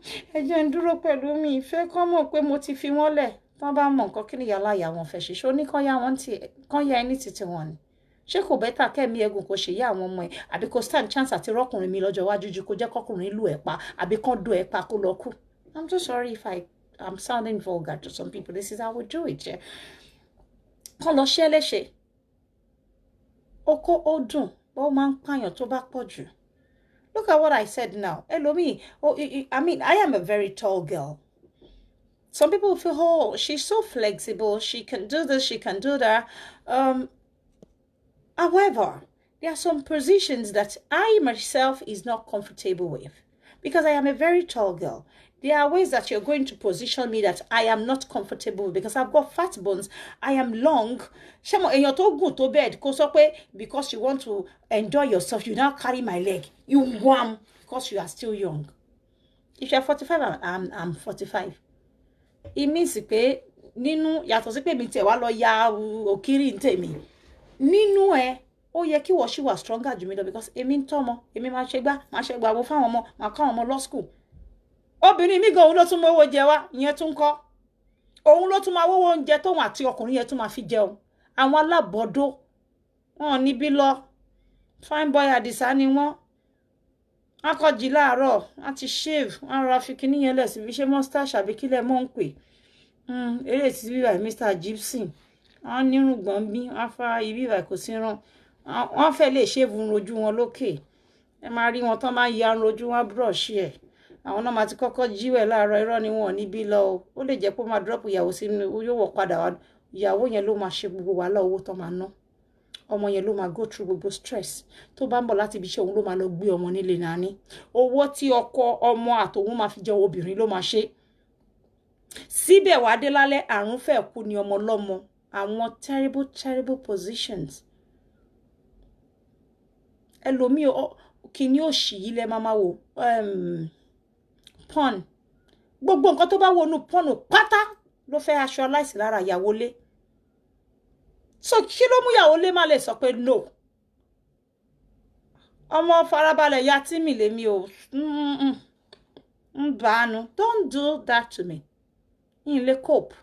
Because you're just twisting the Bible, turning it upside down. Mispresent message to one Bible. And then they'll start saying, Bible sọ pé má kọ́kọ́ ẹ lórun. Tó bá ní má kọ́ lórun, ṣó ní kí má kọ́ ní pé kó ṣe mí yàmàyàmà ni. Ní kéèyàn má ṣe mí yàmàyàmà. Because you're the one that is going to suffer for it at the end of the day. You'll end up, being reduced to wheelchair. Oh, share leshe abusing. When you're not playing along with him, when you're not a participant of that sexual intercourse, then respect her. So I'm not going to say much anymore this night. Hopefully, I've been able to pass my message across. So the bottom line is, make sure you save your sanity on time. Run away from domestic abuse. Run away from, abusive relationship. Anywhere tó bá ti rí pé ìgbájú ìgbámú ni tètè sá lọ. Bẹ́sẹ̀ sọ̀rọ̀. Èèyàn tí ò lọ́kàn gbélé ayé. Tó bá lè, retain sanity ẹ̀ wá rọ́kàn mi. It will be nice for you. Because you still have the chances to meet another man rather than allowing yourself to go mad. That's what I'm saying. Thank you, my darling. Jẹ́ nkwe padà mo wà online. All right, babes. That was my friend Deronke. That girl, she's a silly girl. She getting got to mean. So, is either kò save sanity are bọ́bá tí ń fún ẹ létí tètè ya máa díẹ̀ máa kó ẹrù ẹ síta díẹ̀ mo sọ fún ìyá ẹ. Even your own mother, there are some people that even their own people will be pushing them in the kò síbi tó máa lọ. Kò tí ìyá rẹ̀ ń bí mọ́ngbà tó ti sọ pé òun lọ marry. Bí ó bá ti ìyá rẹ̀ lè yá àti bàbá ẹ̀ mọ́ lọ yọyàn ara síbòmí. Ó better kó save ẹ̀mí ara ẹ̀ fáwọn ọmọ ẹ̀. Look at that now. It was ẹ̀gbọ́n ìyàwó ló wá kọ̀yà fún àbúrò ẹ̀ pé Ghana yẹn ń ná àbúrò òun nínú ilé. At the end of the day, he was so aggressive, he was so mad, so furious, so devastated to a point where he had to go shoot the wife down, to gun her down at work. He actually pulled the trigger 7 good times in her head. 7 good times. Let me see if I can read the story out to you. I'm sure you all have seen the viral video, the Ghanaian that shot his wife dead somewhere in the US. So if you have seen the video, let me see your thumbs up. Show some love if you've seen the video. So you see, and this was what actually prompted this evening chat. So with the hope that I'll be able to touch some lives out there, I'll be able to motivate you, to encourage you, and to also advise you on the way to go if you are ever a victim of domestic violence or abusive relationship. It's better you leave on time. So for the mere fact that the guy was a pastor, the wife was, just being considerate, telling her older brother that, oh, please do not expose him. Even when the brother came to save her, to rescue her from this animal's hand, she was still telling her brother not to beat the husband. And leave him alone. Oh, leave him. This is the husband that has beaten her black blue. So the guy thought he was going to rebel. The husband, he now looked at the brother in the face that, oh, you actually came to rescue your sister from me. Let me tell you, no one does this with me. No one beats me for a woman and they don't pay dearly for it. And then he looked at the brother in the eyes and he said, you know what? If I don't kill your sister, call me a fake. And he actually carried that out. He carried out the threat. The Ghanaian pastor shot the lady 7 good times in the brain before he stopped. Shemore threat must have planned it so well. He called her out. The lady came out, not even scared. Okotowa abusive ni. And yet, he killed her just like that on the spot without thinking about their children. Marriage is not a do or die. It's not. It's not everybody that is bargained for marriage. There are so many that you admire out there that has even broken into pieces more than your own that you are living separate. There are so many that we admire out there that has broken into pieces already. Have you seen living hatred before? Maybe you've heard of living lover. I have seen living haters. They hate themselves so much that Tombakuku para won better, but they won't kill themselves. Oh, they will be cohabiting like that. Meanwhile, they hate themselves so much. The only difference is that they are not aggressive with each other. They are not violent, but they hate each other so much. And they will be living under the same roof, cohabiting for one reason or the other. Some of them, their mental state cannot handle the fact that they are going to be living separately, or they can't manage the public's reaction to their separation. Hence, they'll be living together, but they hate each other so much. They can't stand each other. Sex is already absent for years. They are not friends. And in the morning, you see them come out of their house, and you'll be greeting them, "Oh, Mr. and Mrs. Williams, how are you?" And you think everything is okay. No. Oh, I bet that the ones that you admire, that you want to even cite as an example for your own husband, don't know it. And can't you see it happens there too? So marriage is not a must. It's either you learn to, manage the situation, or you move out. And when I say manage the situation, I'm not saying managing violent situations. I can only advise you to run away, do away, cut it off. I can't manage a violent relationship. And nobody has ever hit me before since ọkọ mi ò fọ́ etí mi rí, kò ṣẹlẹ̀ rí láyé, ọ̀nà mi rí, so èmi ò mọ bó ṣe mọ́ rí because èmi kò ní sùúrù. Ẹ sá mọ̀ pé mi ègbò ní mí, òyìnbó gidi, Ọlọ́run mọ́ mú yàn. Ó bá pẹ́ra rẹ lọ́mọ ọ̀sàlẹ̀ kó jọmọ kíní, kó jọmọ Òṣòdì. Mistake èṣù, ìṣẹ́jú kan ní. Tọ́kọ ẹ bá fọ́ etí ẹ báyìí, tó bá lọ́mọ òyìnbó ní ẹ kó fọ́ tiẹ̀ padà, tó bá kí nǹkan mọ́lẹ̀ tó jẹ́mú ẹ lórí, òun gan lè má mean. Ó kò fẹ́ gbẹ̀san that time nìyẹn á dẹ̀ gbàbẹ̀ kú. That is why you should not encourage any violent or abusive relationship at all in the first place. Until he is man enough to know that he should not raise a finger at you. Until he is man enough to be called a husband. Until he is man enough to be called a responsible father. Otherwise, just do away with him. Because the same way is going to be transferring that stupid aggression over to the children. Ọmọ lè ṣe ẹrú wọn kan gbá ojú ẹ̀ mọ́ gidi kan mọ́ di disable. Ẹ̀rí bọ́n ṣe ń ya ọmọ ní bíléèdì lẹ́kọ̀ọ́ ní because a ti yàyà ní bíléèdì kí ọmọ anọmọ kó máa fi bíléèdì ya ọmọ ní Nàìjíríà. Kò tún fatapá ẹ̀rí gbogbo ìtàn wò. Likewise obìnrin náà. So, I hope I've been able to pass my message across. It's been so hilarious. It's been comical. Yeah, we've been very vulgar. We've been very realistic. We have placed it on the table just the same, just the way it is. Hanky panky, àmọ́ bó ṣe fi gbá kan bọ̀ kan bó ṣe rí la ṣe máa sọ straight in bíbá. Ó lè funny, ó lè sad, ó lè raw. But we've just treated it the way it is. And I hope I've been able to help someone out of your, domestic, violent relationship, out of your abusive relationship. Don't be shy. Seek for counseling. Talk to someone, speak to a friend. Advice is what I'm giving you today. Don't say, "Oh, I don't know what my mom will say. Oh, my auntie does not want me to marry him before. Now they will be laughing at me." Is it not better they laugh at you for 1 day, 1 year? But then you will live longer. It's better than for you to be coping there until they come and carry your corpse. You will not even be able to look back. Wọ́n ṣe máa sọ pé ojú mi ò tẹ̀yìn mọ́, ọmọ mi ṣe jẹ́jẹ́. Ojú ẹ ò ní lè tẹ̀yìn mọ́ o. Àbí báwọn ọ̀rẹ́ máa ń sọ kínní náà. Ó ní lè wẹ̀yìn mọ́ ṣáàyìn rántí orin yẹn máa rántí sìn. Ó ní lè wẹ̀yìn mọ́ oyún á ti kú lọ́dàánù. Má parẹ́ o. Ọlọ́run á dẹ̀mí gbogbo wa sí. So to all of you women that are going through one thing or the other, as abuse in your relationship, someone said, where do we find help? There are so many help center, online. Even in Nigeria, we have some associations, some organization that helps the women, that are actually downtrodden, that are actually victims of domestic violence and abuse. Women that are in abusive relationship, there are so many organizations that you can search online.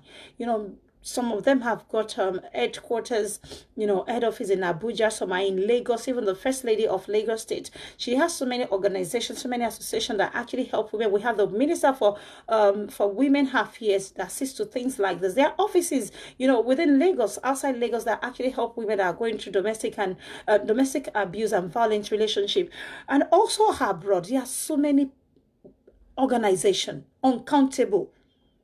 Ordinary social service will help you. Police would help you. Police helpline would help you. Call them at your own time when he's not there. Report him on time before he kills you. Like this one that the woman was keeping as a, secret, just in the quest not to disrepute him in front of the people that, regard him as pastor. The woman kept saying, I don't want people to know that he's a women beater. Hence, she wrap it up because she didn't want the world to know that her fake husband that is posting about as a pastor beats women like mad. And the only time that the brother came to her rescue, that got the pastor mad to a point where he said, nah, no one tries this with me and goes scot-free. For your brother to have come home to save you, to rescue you, or to beat me for you, I will make sure you pay for your dear life. And she did pay with her dear life, with no one to look after her children. May you and I situation not get to this before we seek for help. Seek for help before it's too late. Seek for help before you regret not doing so. Seek for help before he reduce you to a disabled patient, whereby you would have lost one of your eyes, your leg.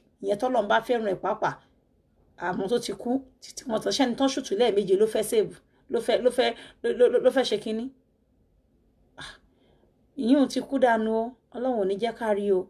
Tó bá dẹ̀ jẹ́ pé dídó náà ni, I've told you, it's not just by slapping your face. Sexual abuse is when you're not consenting it.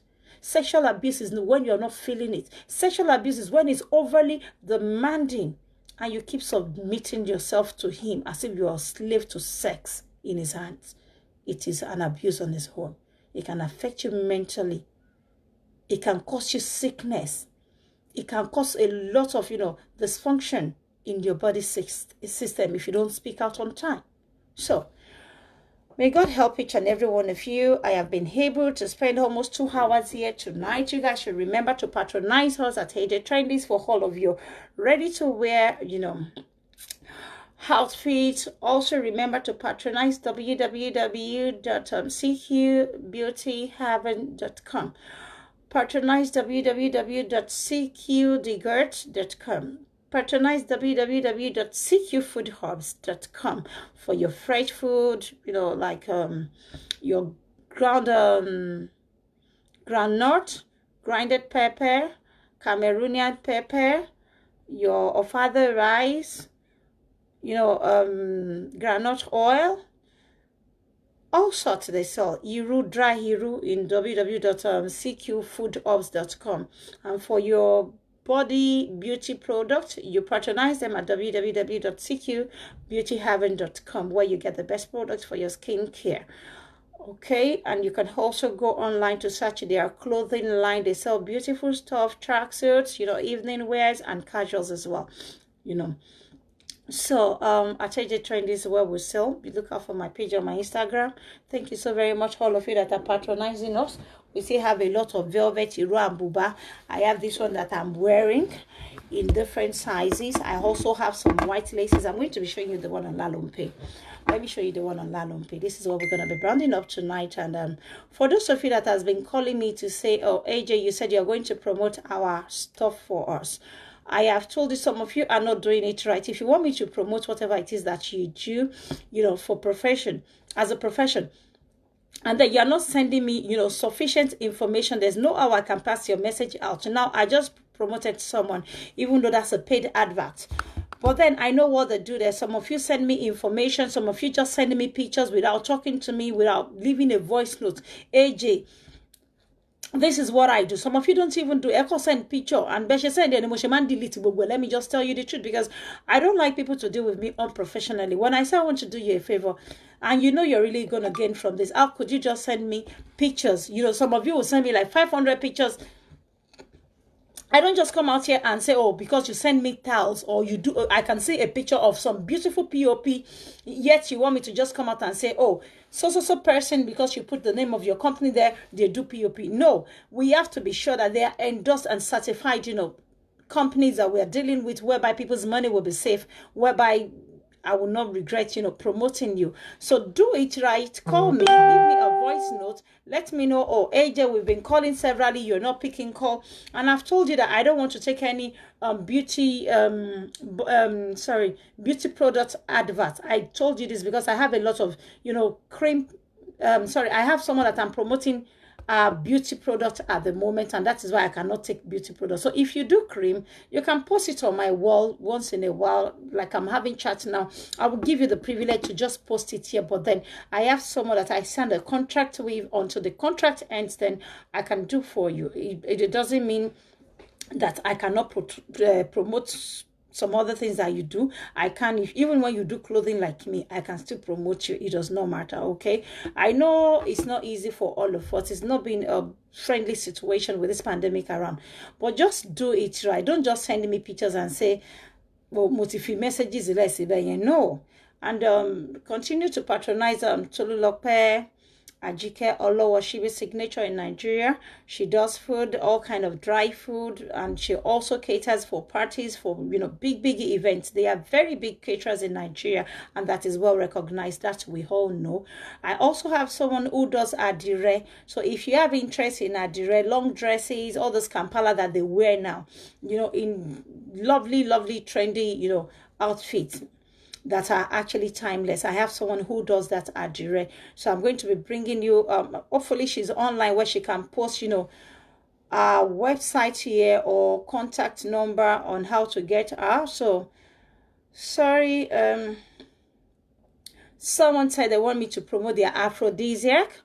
If you are an aphrodisiac dealer, you have not spoken to me. I don't know how to do aphrodisiac. So you need to call me. I can do aphrodisiac for you. I don't know aphrodisiac. I those ones who does adodon, adotreyin, adota, adosunkun, adorerin, adojeri. You know how those have aphrodisiac seller anyway. So if you do it, you need to call me and tell me how it goes so that I can explain it to the people that you want me to actually spread the news to. Also, for your Juice Plus product, I do Juice Plus products, so you patronize me at Tolulope Gaba, www.juiceplus.tolulopegaba. No, www.juiceplus.com, but you do it on Tolulope Gaba. Where's my friend? Before I start to blab here now. Okay. I know I do abikejagaban.juiceplus.com. I also do tolulopegaba.juiceplus.com. So patronize us there for your Juice Plus product. They are for wellness and well-being. And if you're on a weight loss journey, it helps support your weight loss journey. Okay, it's very good. It's body friendly. So what other adverts do we have for today? We have a whole lot of adverts here.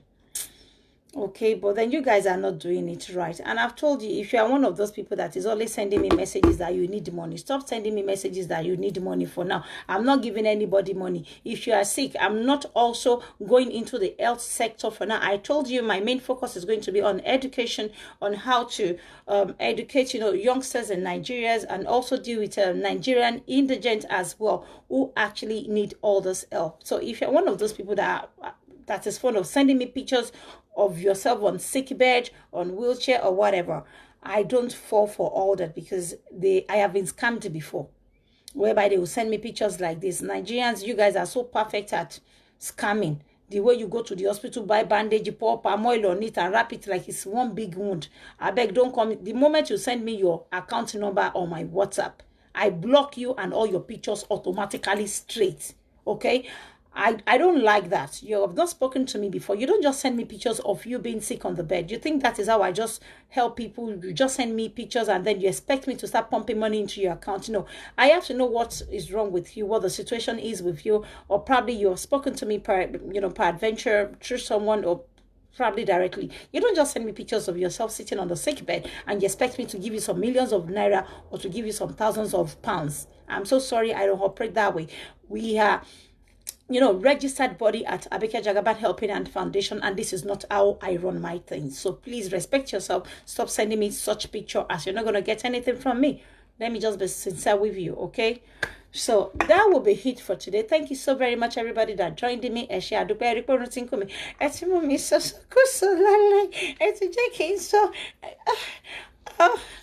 Okay, I'm still your babe now. You know how we do it now. You know they tire me. Soldier go, soldier come. Inside barrack now we still they sleep. No matter. So thank you for joining me. We still have all our white laces here. Let me show you the one on Lalompe there. I'm sure you guys will love it. Lalompe, you. Oh, look at that. It's really nice, isn't it? Got the one on Lalompe. So pretty. Okay, so Lalompe has got some beautiful jewelry here. It's Brazilian gold. Is a silver Brazilian gold. So very nice. So if you want it, you call me on the numbers that I posted out there, 073760445150, or you WhatsApp me on 07448166348. This is very lovely. It is white season. Everybody learn white season, but you only photo shooting. But we only have this the biggest Anissa, I think, is 16. No, not 16. We have 12, we have 14, we have size 8. Very small sizes. So you can call me for this one if you want it. It's so very nice. The sleeves are really nice. It's a 3-step sleeve. If you don't need something like this, but the sleeves are just different. Okay, so this is really nice. Call me for yours, and let's promote whatever it is that you do to add a rishi track suit. So when next I'm out, it's going to be just about my market. We're not going to be doing any educational show or any motivational or anything. When next I'm out, it's going to be about my market, strictly about just my own market, and I can promote a few of you if you have done the right thing, like I just put you through now. Wait, don't just send me pictures. Either you leave me a voice note or you try calling me. So the when you're not last okay. Oreluwa, you receive your stuff today. Thank you very much. God bless you for patronizing us. So, and if you're one of those people that has actually ordered for something and you have not received it in a long time, please tell me, remind me, let me know you have not received it so that I can track it for you. Okay? So, and you can know what I said. Jawa lowo ejeba wa sanwó wa awe fi gbèsè raja o àwọn tá raja lọ́wọ́ wọ́n gba gbèsè. So ẹ mọ Jawa lowo pé ko mo rò pé amo dárúkọ yín lórí bíbá pé ẹjọ́ o gbèsè olórúkọ méjì tó ń jẹ́ sanwó folo ẹjọ́. Oh.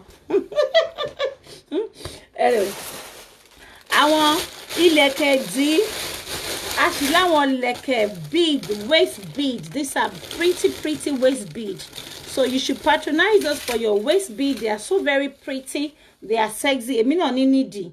Ẹ ṣáà rántí. I have waist bead too. So they are very sexy. Call me for your waist bead. Aṣẹ́wó yìí náà nìkan. So these are your waist beads, really nice. They are waist bead. We call them ìyàwó ń lọta ìlẹ̀kẹ̀ ń ṣaṣọ ìlẹ̀kẹ̀ máa ṣaṣọ mọ́ jẹ́ kí ìyàwó lọta. You know, so ẹ wá order fún beads yín oríṣiríṣi àwọn ìlẹ̀kẹ̀ ìdí tẹ́ máa fi sexy fáwọn ọkọ yín. And we have all those waist chain as well. Just hold on a second now. Our waist chain, no, wow, waist chain is back here. Me, mo polówó fún yín.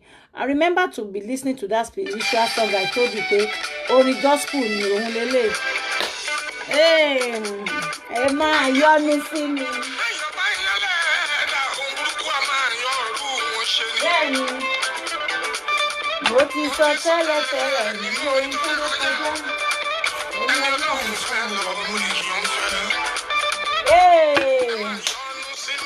Obìnrin yọ́nú sí mi. Àgbàtọ̀mọdé máa yọ́nú sí mi. Ọkùnrin tóbìnrin yọ́nú sí mi. Gbogbo track suit, a ní track suit. Ẹ wá ra track. These are track suit, lovely track suit.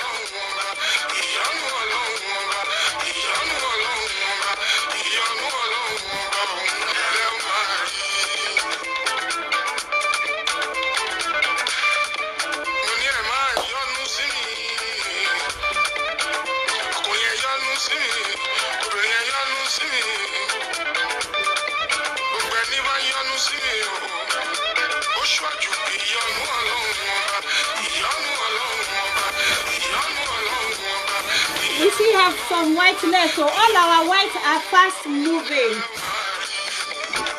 This is really nice. White. Abike Ade. Hey. Anu Oriba.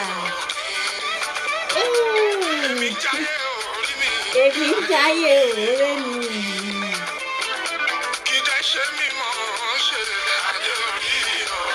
Ọlọ́run ló gbogbo fọ́lẹ̀. A ti tẹ́lẹ̀ púpọ̀ lẹ́nìí. We only have few left.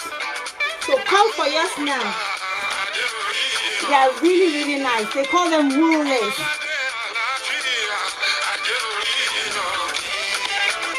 We only have few white left. For those of you 30K, ẹ má bínú pé mi tí. Àwọn new order ni mo ń retí. Please. So, I'm coming.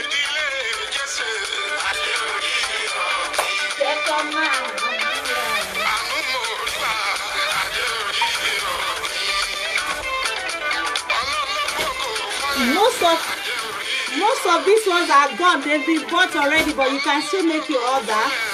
Wọ́n ti ra àwọn míì kúrò already. Àwọn míì tàbí wọ̀nyí gan ti sanwó mi.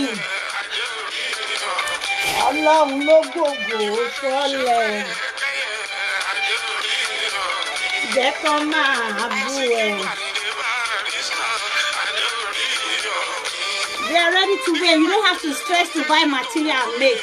Àti make it easier for you. Èmi jíṣẹ́ tẹ̀rọ ni Àbíkẹ́ Adé. Kò dẹ̀ ní bàjẹ́ orí mi.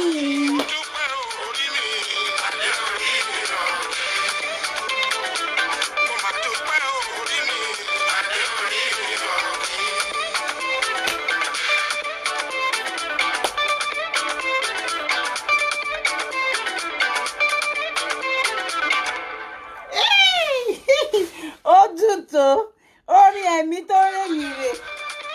Ẹni Ọlọ́run fẹ́ lọ, mo lè yọ̀ ń fẹ́. Ẹ máa yọ́nú sí mi. Àgbàtọ̀mọdé ẹ máa yọ́nú sí mi o. Ọkùnrin tóbìnrin ẹ yọ́nú sí mi. Ẹni bá yọ́nú sí mi. Ṣọ́ọ̀jù ìyọ́nú Ọlọ́run ọba. Ìyọ́nú Ọlọ́run ọba. Ìyọ́nú Ọlọ́run ọba. Ìyọ́nú Ọlọ́run ọba. Ìyanu Ọlọ́run ọba òun lọ́wọ́ máa rí.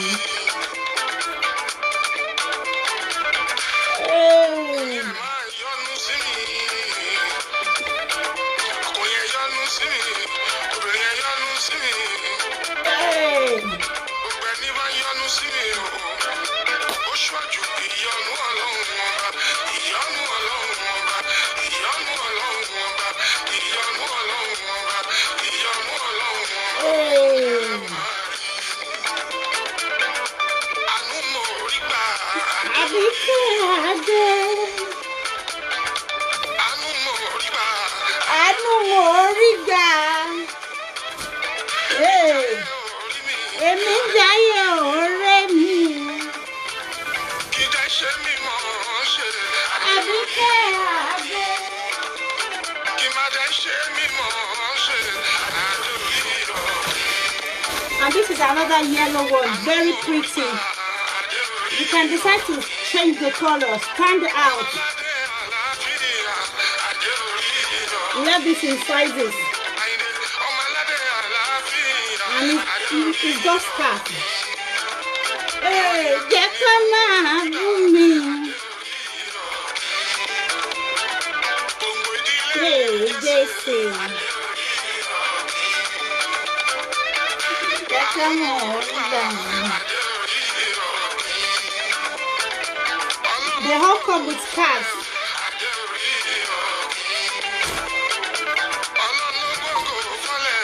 Àwọn velvet wá sí wà ń bẹ̀, ìró and blouse velvet is still there.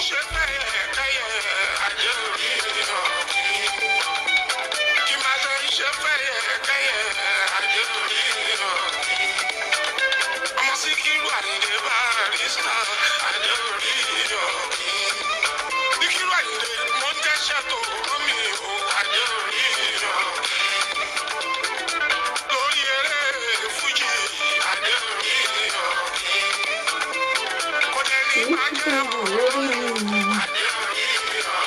jẹ́ kó máa búwa.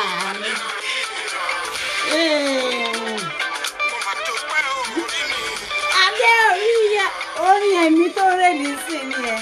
Wàá sùn lọ tó bá ń gbọ́ ṣáà ni, ò ní sùn báwo. You will sleep when you listen to it. So this is Euro. This is Euro and blouse. Ẹ má gbàgbé àwọn velvet yìí, they are still very much in vogue. It depends on how you rock it and where you wear it. Okay? They are timeless. They are velvet. Don't miss it. You need one or two in your wardrobe for it to be complete. Èmi jẹ́lé ọ̀rẹ́ mi. Ọjà wà nílẹ̀ rẹpẹtẹ o.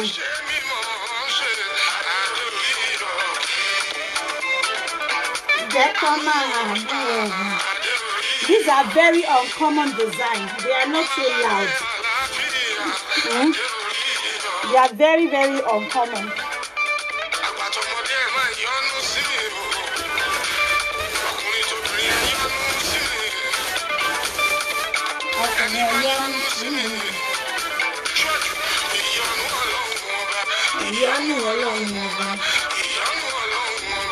This is a kimono. This is pretty kimono. Maybe I will come out in this when there's a mouse. Hey!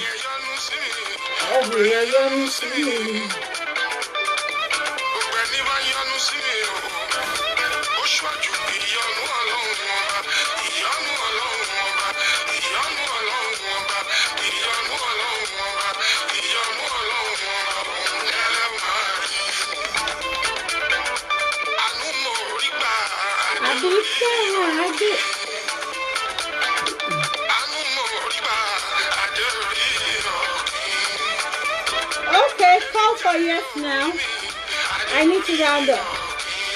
Thank you.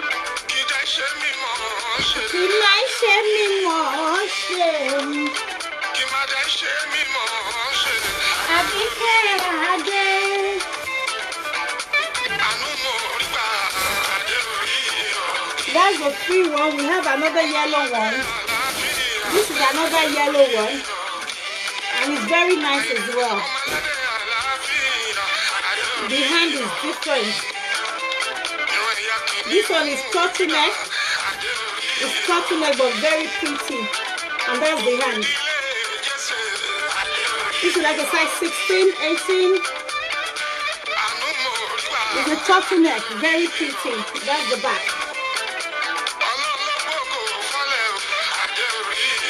Very, very pretty, you know, with sassy, pretty hands.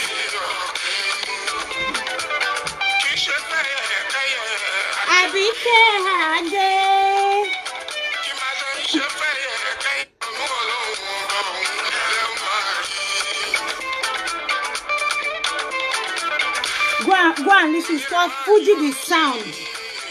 Fuji the Sound by K1 himself. Ọkùnrin yọ́nú sí obìnrin yọ́nú sí wa ọ̀hún. Ìgbẹ̀ni bá yọ́nú sẹ́mi. Ìyọ́nú ọlọ́run ọ̀la. Ìyọ́nú ọlọ́run ọ̀la. Àánú ni mo wò rí gbà.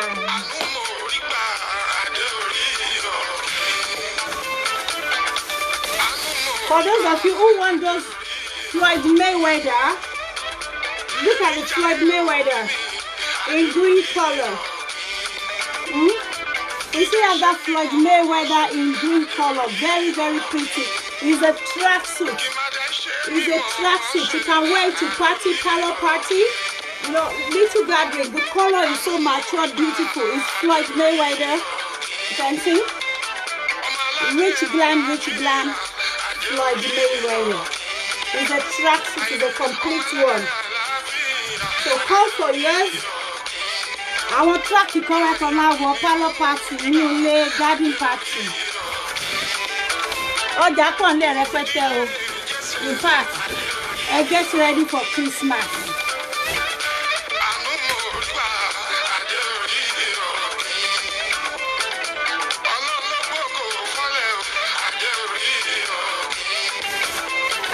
Priscilla, má lọ wọ̀ pé ń twerking, they twerking, oh.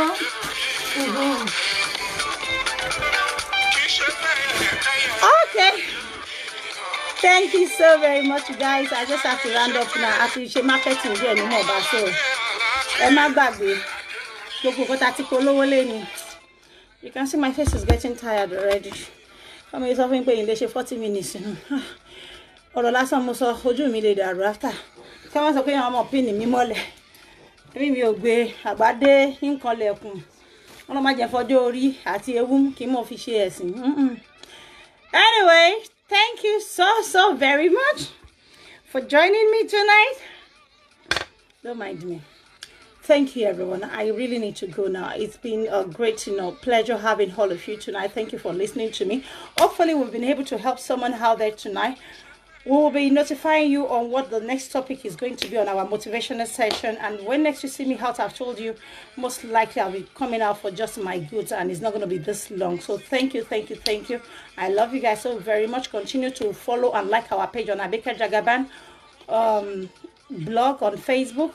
Also follow me on Instagram, Abike Jagaban on Instagram as well. Thank you for all the time. God bless you. If there's any trending issue, personal issue you would like us to have for you, that you would love to share with the general public, with the hope that they will share their opinion with you, just contact me in person on the numbers that I posted out there, 0737604450, or you WhatsApp me on 07448216634. In case you have been ringing me and you rarely find response, just leave me a message on WhatsApp. It's the best network to reach me, I tell you, or you leave me a message on Messenger. Yes, I've got a huge one piling up there, backlog to clear, or you talk to one of my admin, they will show pass your message on. Thank you, everyone. Asprila.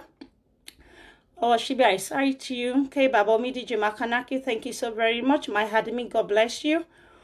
Thank you so very much to all of our fans, worldwide, to everyone who has been a part of this show tonight. We'll be seeing you sometime this week again, definitely. God bless you. I remain your humble Abike Jagaban. Odaro. Luwajiwari. Eshe adupe ilẹ̀ ti ṣú ní London past 9. Bye-bye, everyone. Bye. Bye-bye. Thank you, the Janice. Thank you, everyone. Kiss to the lover.